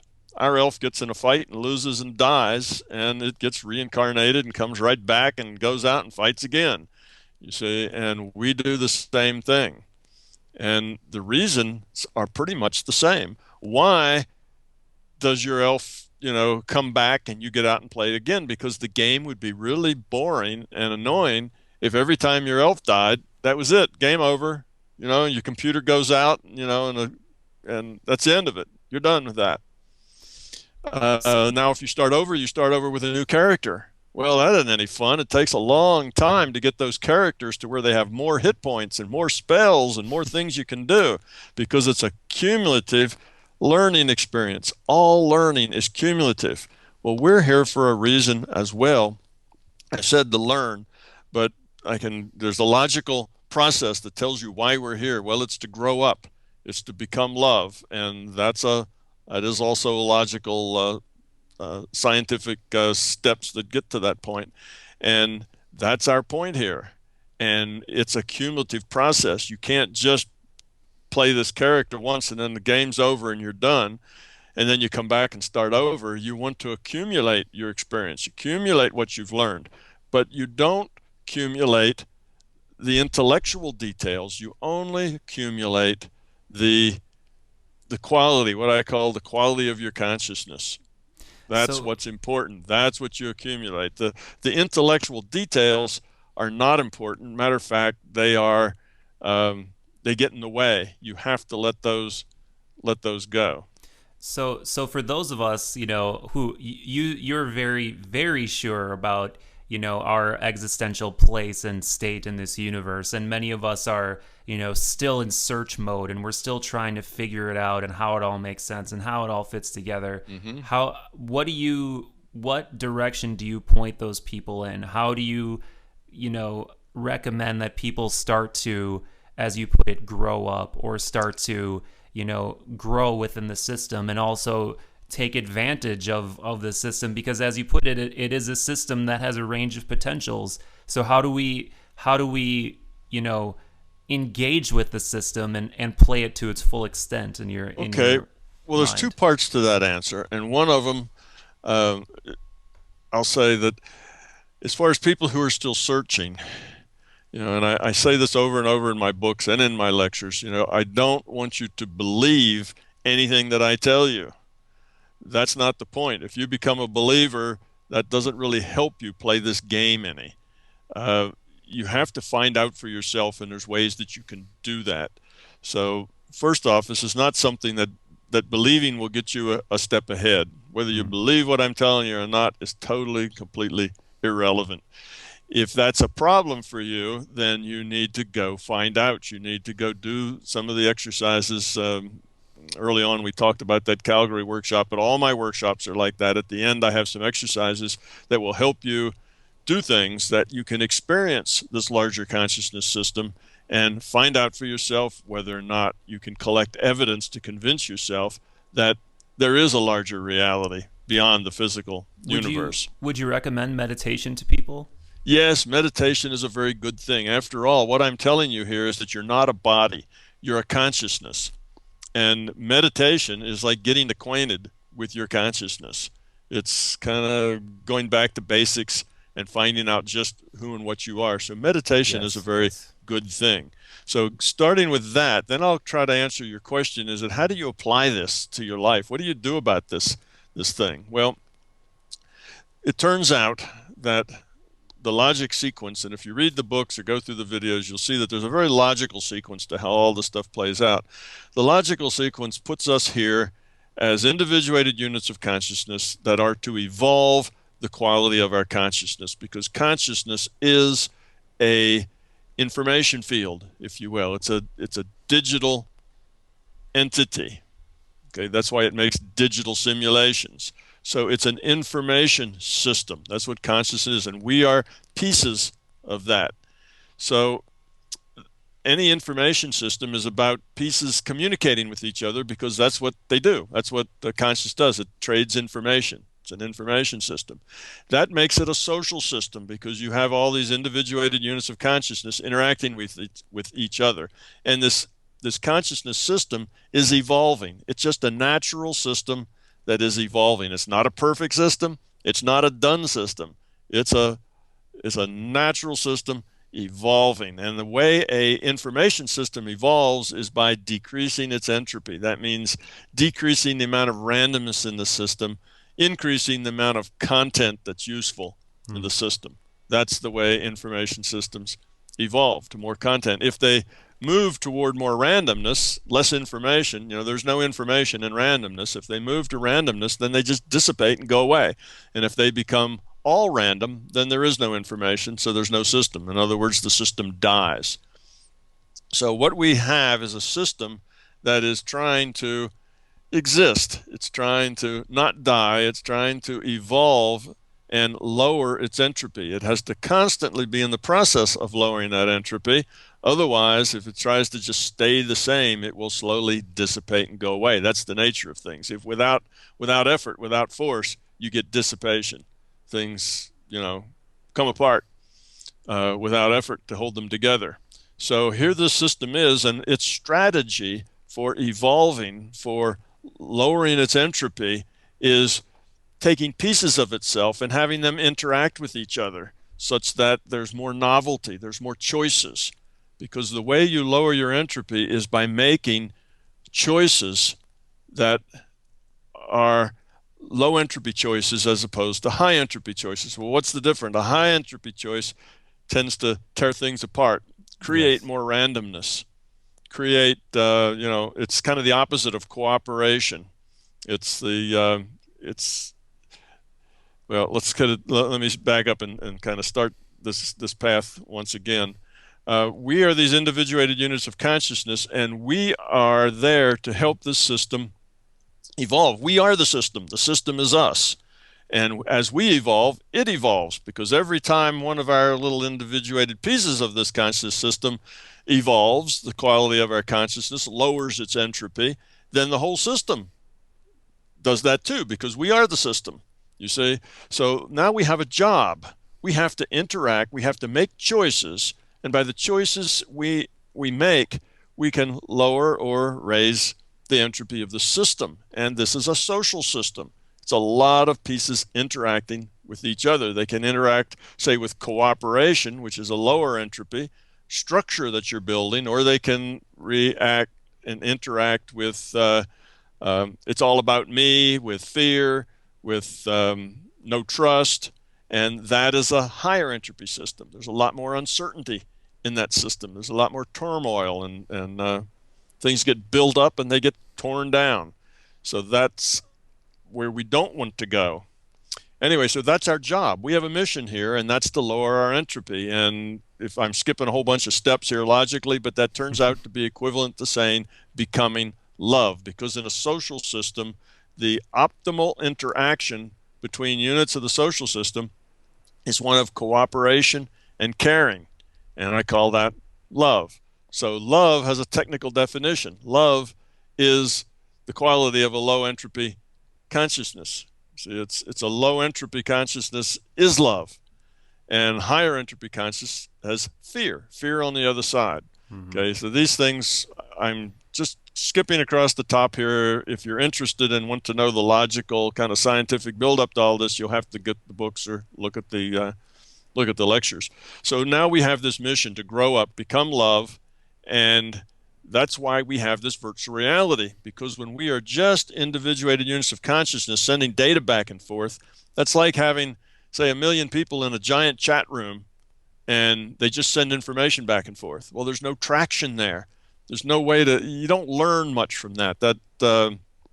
big lumberjack you're talking to that works cutting down forest in the Northwest is really a 13-year-old little girl sitting in an apartment in New York City. You see, Right, right. there's really no traction. You can't tell where anything's a lie or whether it's not. There's nothing that you do that really matters because you can always just turn it off, and there's very little feedback that's of any use. So you create a virtual reality that gives you traction. Now we're all here bound to this rule set, and this rule set is a pretty tight rule set. Our physics, there's only certain things that we can do and things we can't do, and we have to work within these rules. For instance, we can't jump 20 feet in the air. We're just not made to do that. The rule set didn't evolve us to do that. So your character just can't do that, just like your elf probably can't do that either. That's part of their rule set. So our avatar goes through interacting in this virtual reality, and because there's this tight rule set, it gets lots of feedback. If it is very fearful and a very unpleasant kind of user, sort of a personality, if that's the way that consciousness is, then the feedback they get is people don't like them very much, and interaction starts to become difficult. So you get feedback immediately because of the rule set in the multiplayer game. And So that kind of gives you a little structure, why we're here, what are we doing? And now the question that I'm going to answer, we got all that work out, is how do you deal with it? What do we do about it? What do we need to do to grow up? Well, the two opposites here are fear and love. Fear creates things like ego, expectations, and beliefs. These things are fear-based things. Um, Love, we're talking about compassion, caring, cooperation, that sort of thing. Empathy, it's about other. So love is always about other, and fear is always about self.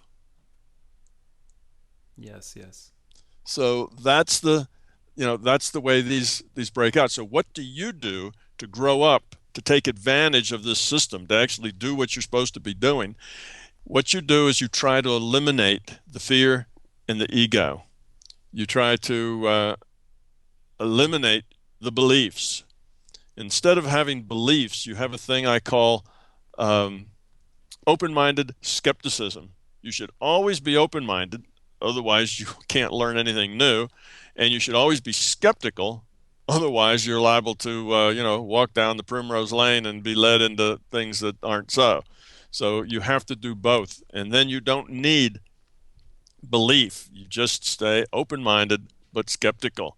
So you don't have to say, well, is this true or not? You have to look at it and say, well, maybe give it an 80% is probably true and a 20% is probably false, and then just live with that. Go through your Yes, life yes, dealing with yes. things like that rather than feeling the need to say, well, that's true, I believe it, or that's false, I don't. Forcing everything into the I believe it or I don't believe it is a big problem, because once you believe something, and disbelieving is also a belief, if you believe it is A or you believe it isn't A, either one's a belief. And once you have a belief, you shut the door to contrary knowledge, to knowledge that comes in that's counter to your belief. Because once you have a belief, you get something that's counter to that belief, you just toss it out. Bad data, anomalous point. The person didn't know what they were talking about, etc.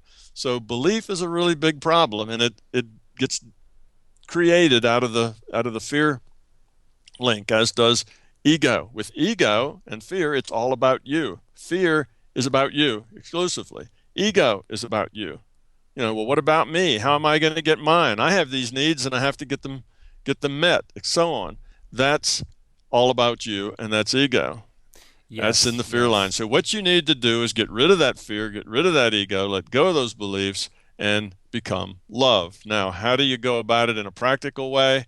Well, anything in your life that is not happy and joyous, anything in your life that creates stress, anxiety, unhappiness, anger, all those things that are negatives, all those guilt, on and on and on, all the negatives.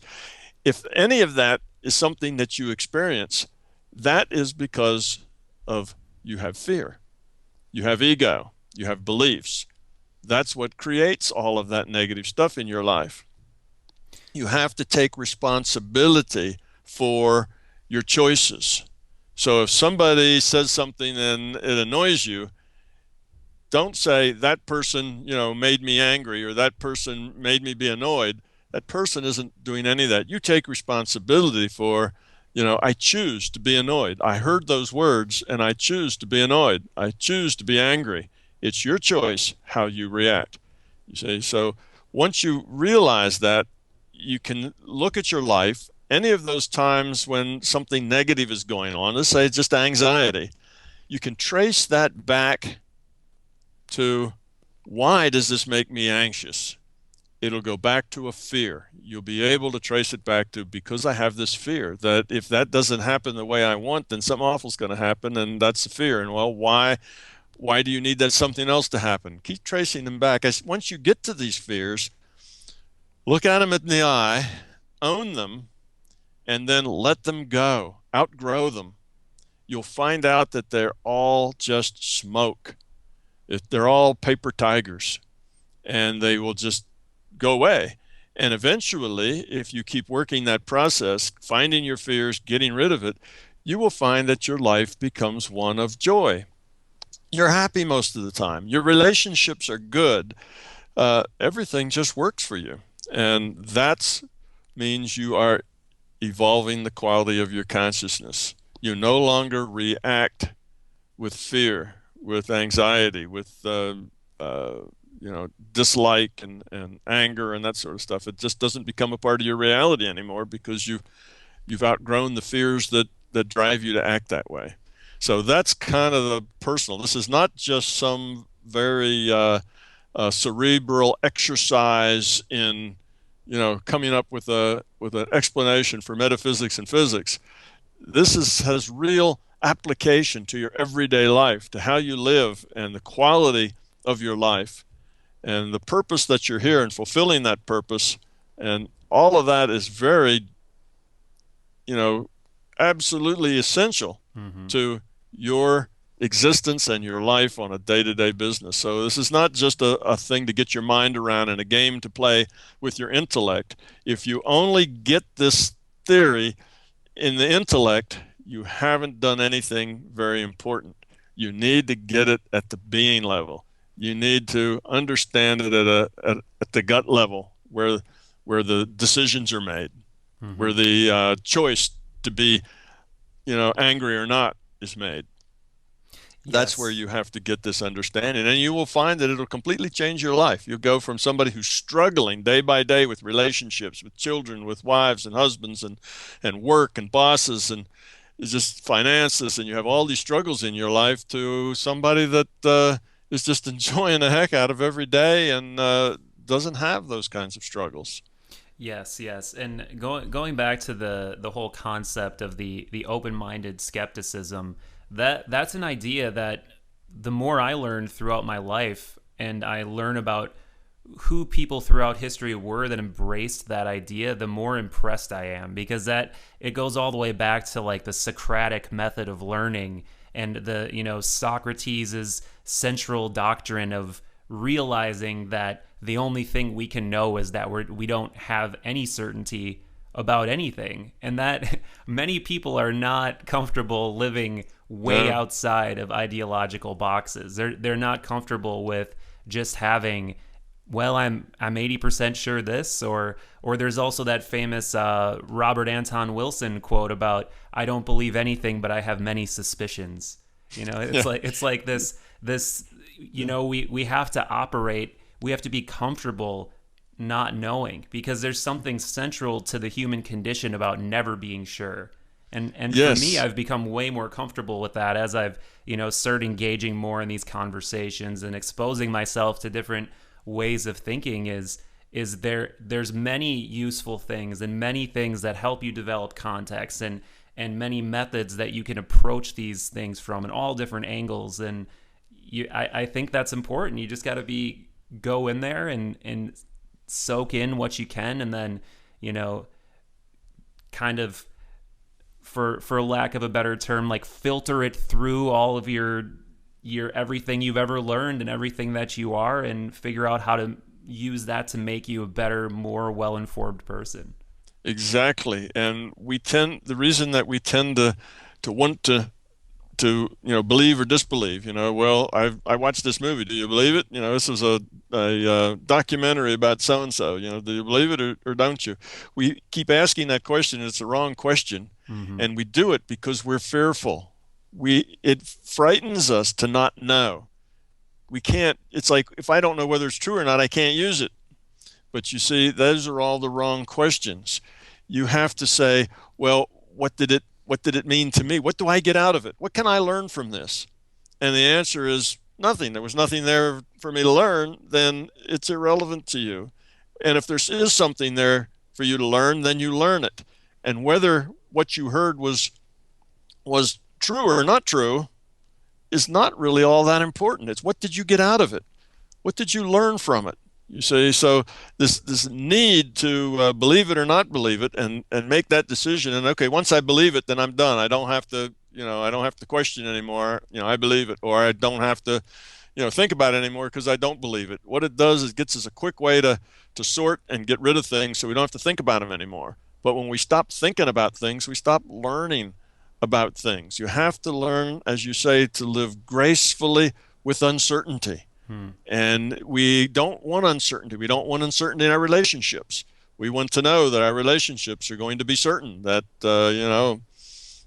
you're always going to be there and I'm always going to be here, and we're going to, our life's going to be like this, and we have it all planned out, and we want it to be certain. But that damages it. Our need for it to be certain actually tends to ruin it. It tends to make it not as good. And we can just be open and accept however it is, and enjoy that, and love that, interact with it just however it is, and realize that it may be different, but that's okay. We'll interact with that. If it's different, we will turn whatever it is that comes to us into a learning opportunity. Some of them may not feel good, some of them may be tough, some of them may be fun, but that's our point. We're here to learn, to grow up. And when you get to that point, then you let go of control, because if you don't need things to be a certain way that you have to have them, you don't really have any need to control anything. You can just live your life from moment to moment, and everything is good. Everything works out. Everything's a learning opportunity. That doesn't mean you can't plan. Of course you can plan. You can have plans. You decide that, when I get out of high school, I'm going to go to college. That's a plan, because you kind of see where that takes you. But if you plan with the ego and with the fear, it turns out badly. If you plan, from love and from caring, it turns out well. That's just the way it works. That's the kind of reality we're in.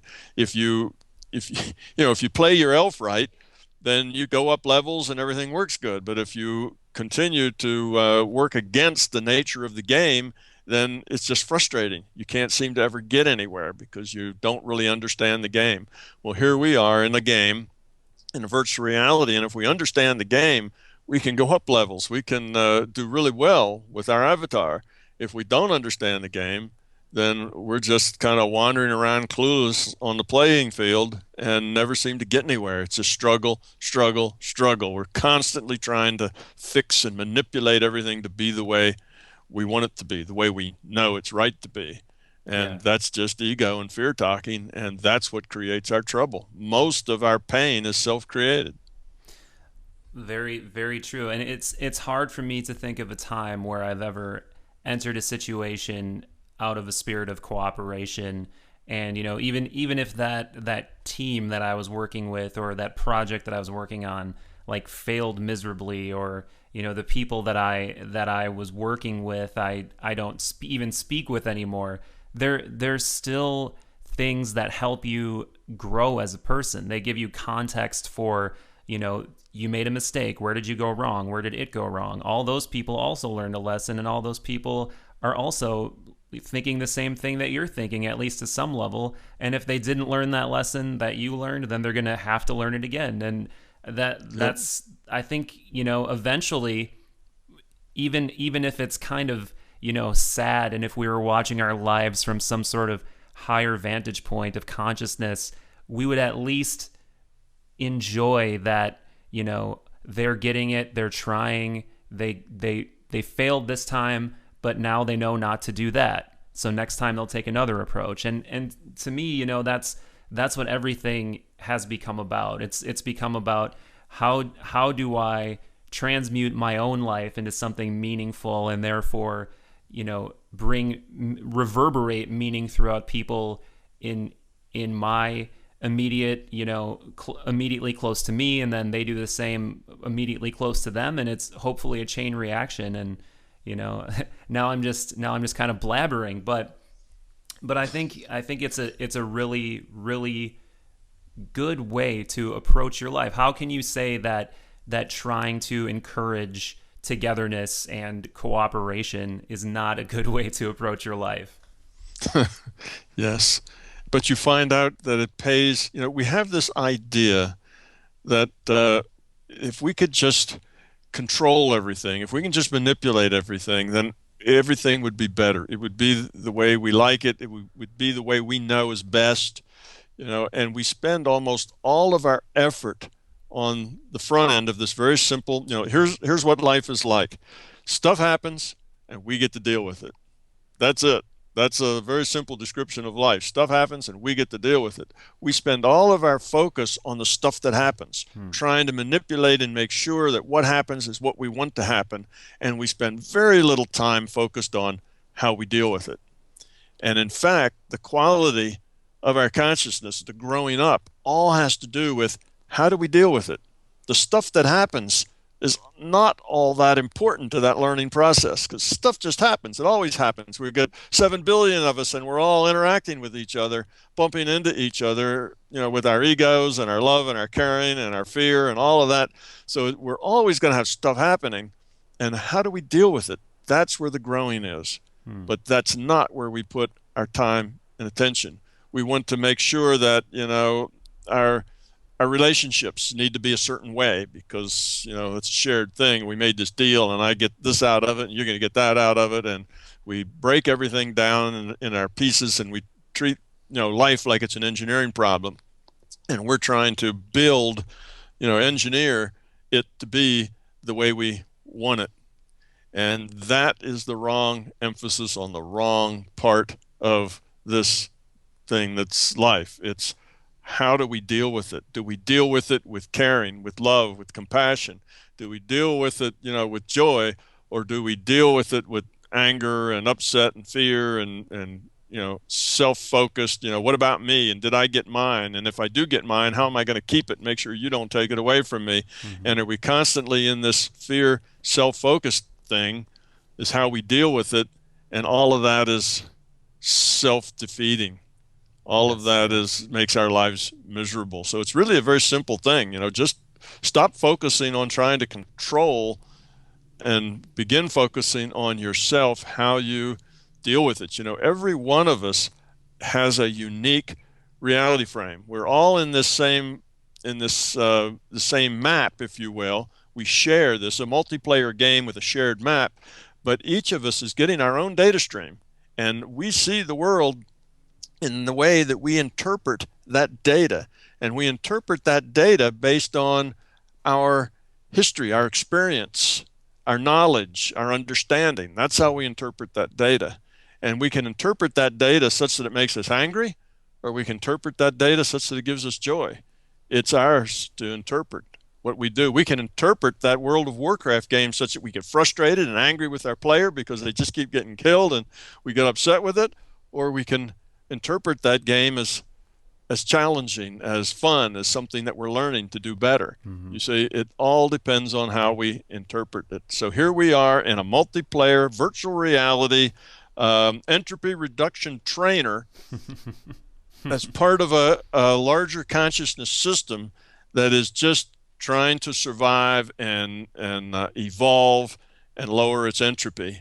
And we're part of that process. So that's kind of the big picture. Yeah. And the neat thing about it is that when you get that big picture of where we fit into it, you realize the same logical derivation that gets you to that picture solves the problem with the double slit experiment, explains why Pair Labs gets the data that they get. That's Pair, Princeton Engineering Anomalies Research. It explains things like the placebo effect, why intent of mind should affect health.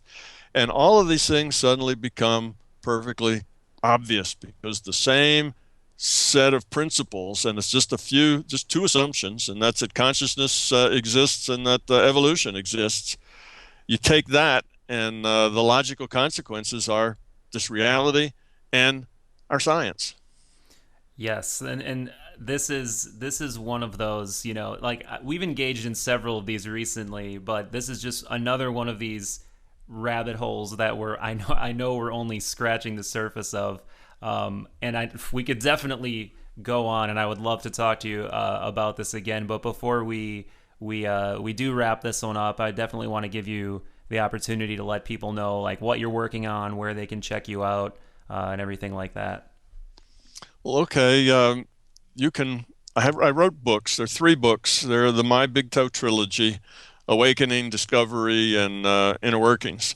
You can find those any place books are sold, and of course, if it's in a bookstore and they don't have them, they can order them. They're in a international distributor chain, so you can also find them on Amazon, but they're free on Google Books. So if you don't Oh, very want cool. to buy them, you can just watch them, or not watch them, but listen to them for free.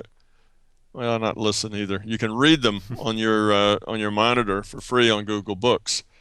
Um, Reading a book on a monitor that's as big as these is a little difficult. All three books together are about 950 pages, so it's Wow. a lot. Well, you get 300-page books, and that's 900 pages. Hmm. So anyhow, so you have the books. Besides the books, I do a lot of talks, and these talks, after I do them, all show up for free on YouTube. You can go to YouTube. I have well over 200 videos on YouTube, and some of them are short, like only 3 or 4 minutes long, but most of them are longer than that because if I do a workshop, then my workshops last all day and sometimes all weekend, and there's lots of material there. I'd recommend that you go to the Calgary workshop first because it's dense. It's like taking a drink from a fire hose. You're going to get tons of information thrown at you, but it's something that then you can think about and kind of cogitate on and maybe watch again sometime.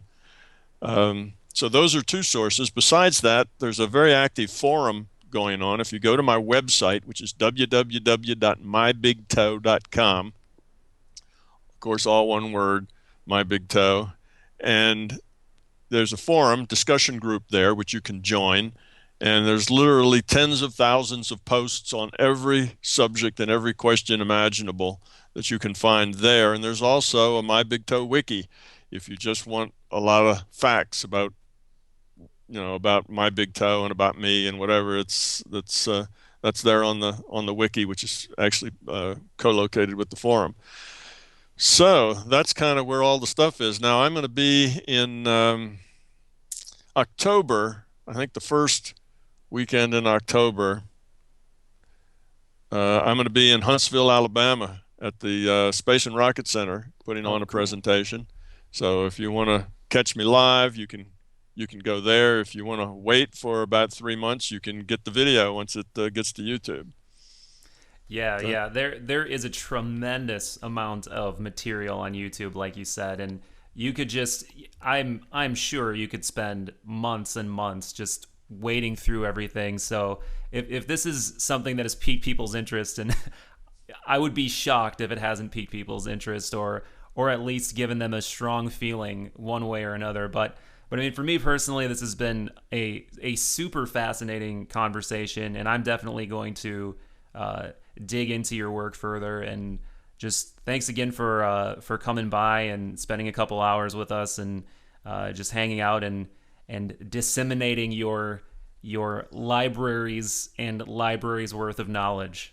oh, you're quite welcome. I always feel that I haven't really done a good job of explaining things, because to actually explain this logically, which means to derive it, just like we Mm-hmm. derive, mathematics, you have to start with the assumptions and then just logically progress your way through to all of these things make sense.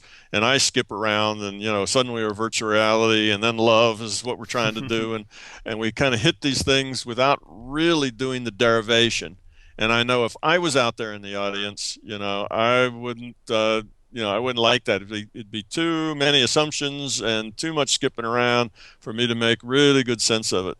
So go to these other sources if you're interested enough to actually try to find out. I promise you it is logical. There are no crazy or wild assumptions, just two, consciousness and evolution, and everything else is logically derived. But you have to go and read very slowly. This is not something you can read like the average book or the average novel. If you do that, you'll only come out with an intellectual understanding. You won't get it at a deeper level. What you need to do is, as you read, see how it feels. See if it resonates with your own experience. So you should be reading maybe a chapter or a couple of paragraphs and then thinking, how does this relate to me? How do I relate to it? What's the significance here, rather than just reading the words and going on? Otherwise, you can get to the end of it, nod your head up and down, and really don't have anything, Mm-hmm. to show for it. So take it slow. It's not like you should sit down and listen to my, like the people who were there in Calgary, they had to listen to me talk for like 6 hours at a time. I don't recommend that. I'd say, 15, 20 minutes, half an hour is plenty, because that'll give you enough to think about for a week. Come back a week later and do the next, 15 or 20 minutes. That'll give you enough to think about for a week. So just take it slow. Growing up is a lifetime process. It's not something you have to do immediately. It's actually something you can't do immediately. So Yes, make it yes. a life's mission, a life's journey to learn and grow. And I tell you often in the books and in my lectures, don't believe what I say. That won't help you. It won't do you any good to believe everything I tell you, and it won't do you any good to disbelieve everything I tell you. The point is, you have to you have to understand it through your own experience. If it's not your experience, it's not your truth. And there are ways that you can get this through your own experience. There's ways that you can interact with the larger reality. And certainly, if you start getting rid of fear and ego, you will see the difference. Your life will change. People will relate to you differently. They'll comment on how different you are, and they will like the difference. So if you have enough interest to actually just go try it and see what happens, that's the best way. That's being a scientist. That's the way I approached it, and I would encourage everybody else to approach it that way too. Don't approach it with belief. Well, I believe this, so I'm going to do that. Approach it with, I'm going to try this. It sounds interesting. It's maybe got a 50-50 chance of being real, and I'll just go see what happens. That's the way to approach this kind of work. Slowly, experientially, and at the being level, not just at the intellectual level. So good luck with that. Yes, yes, and I would also like to add that I think it says a lot that you're very willing to purvey your knowledge for free. You're telling people you can go to Google Books, read this, you can get all the knowledge in talks that you have on YouTube, and also saying there's a lot of other good sources of information out there, and saying what worked for you.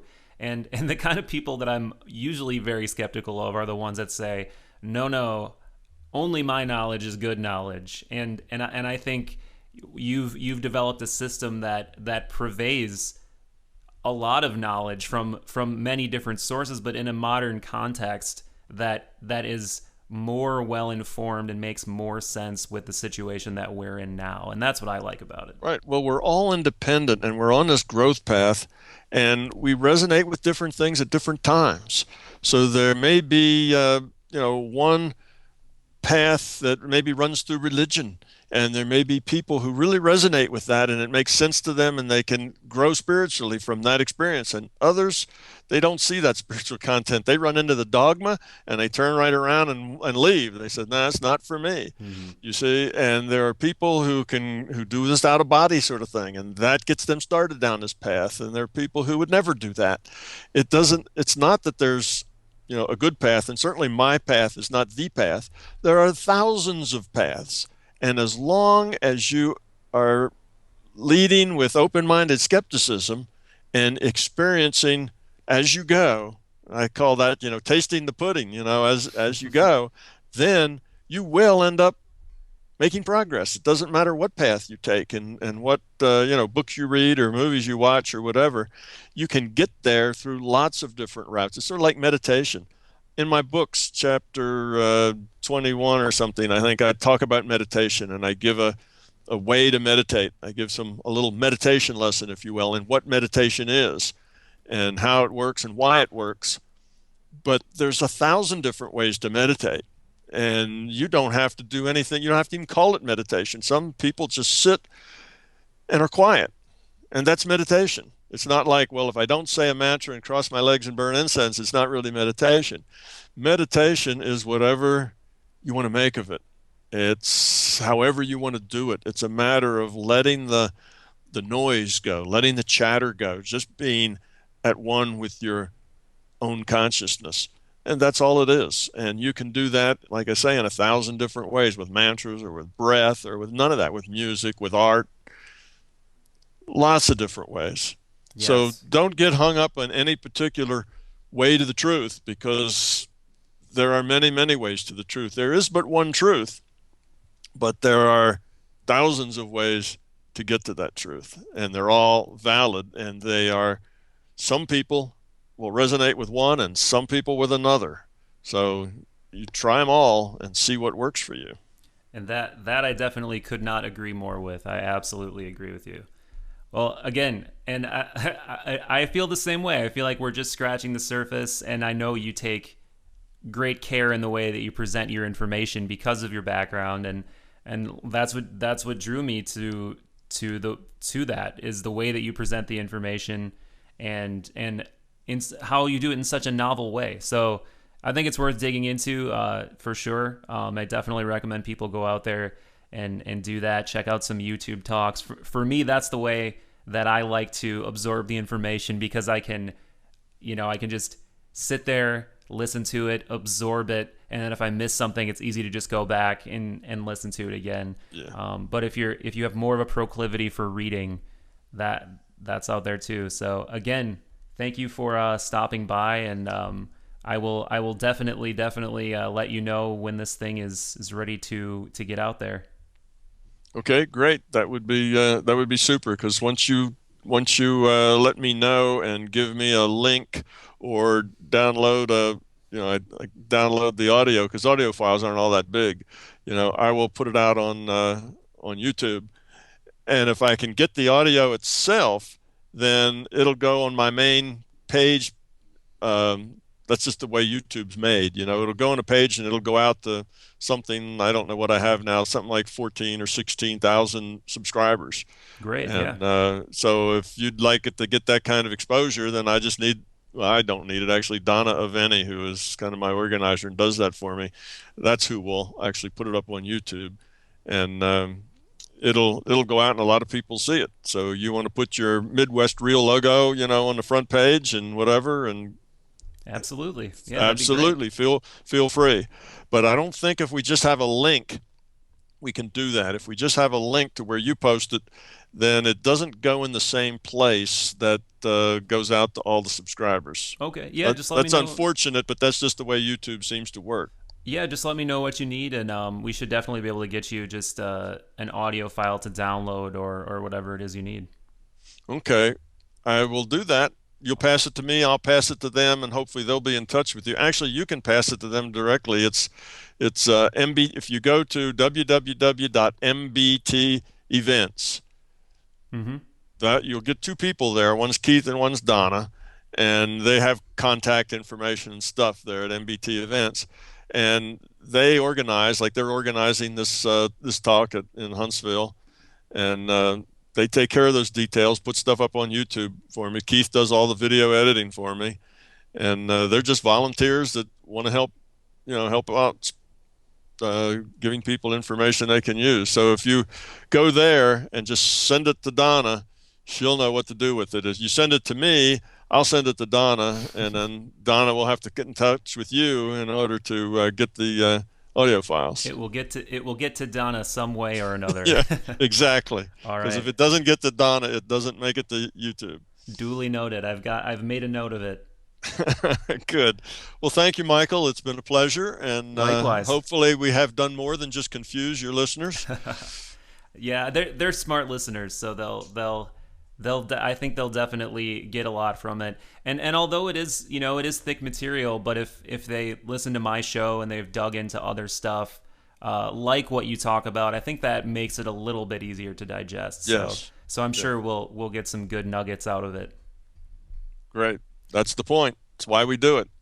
Well, thank you again, and have a great evening. And just if any questions crop in your mind about anything, feel free to email me anytime. And like I said, I'll keep you updated on the progress. Okay. All right. Thank you again. Thank you, Mike. Had a great time. Thank you. Bye. Bye.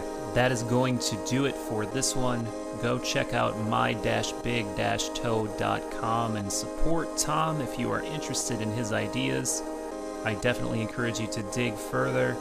And if you want to support us, go follow us on Twitter at Midwest Real and like us on Facebook.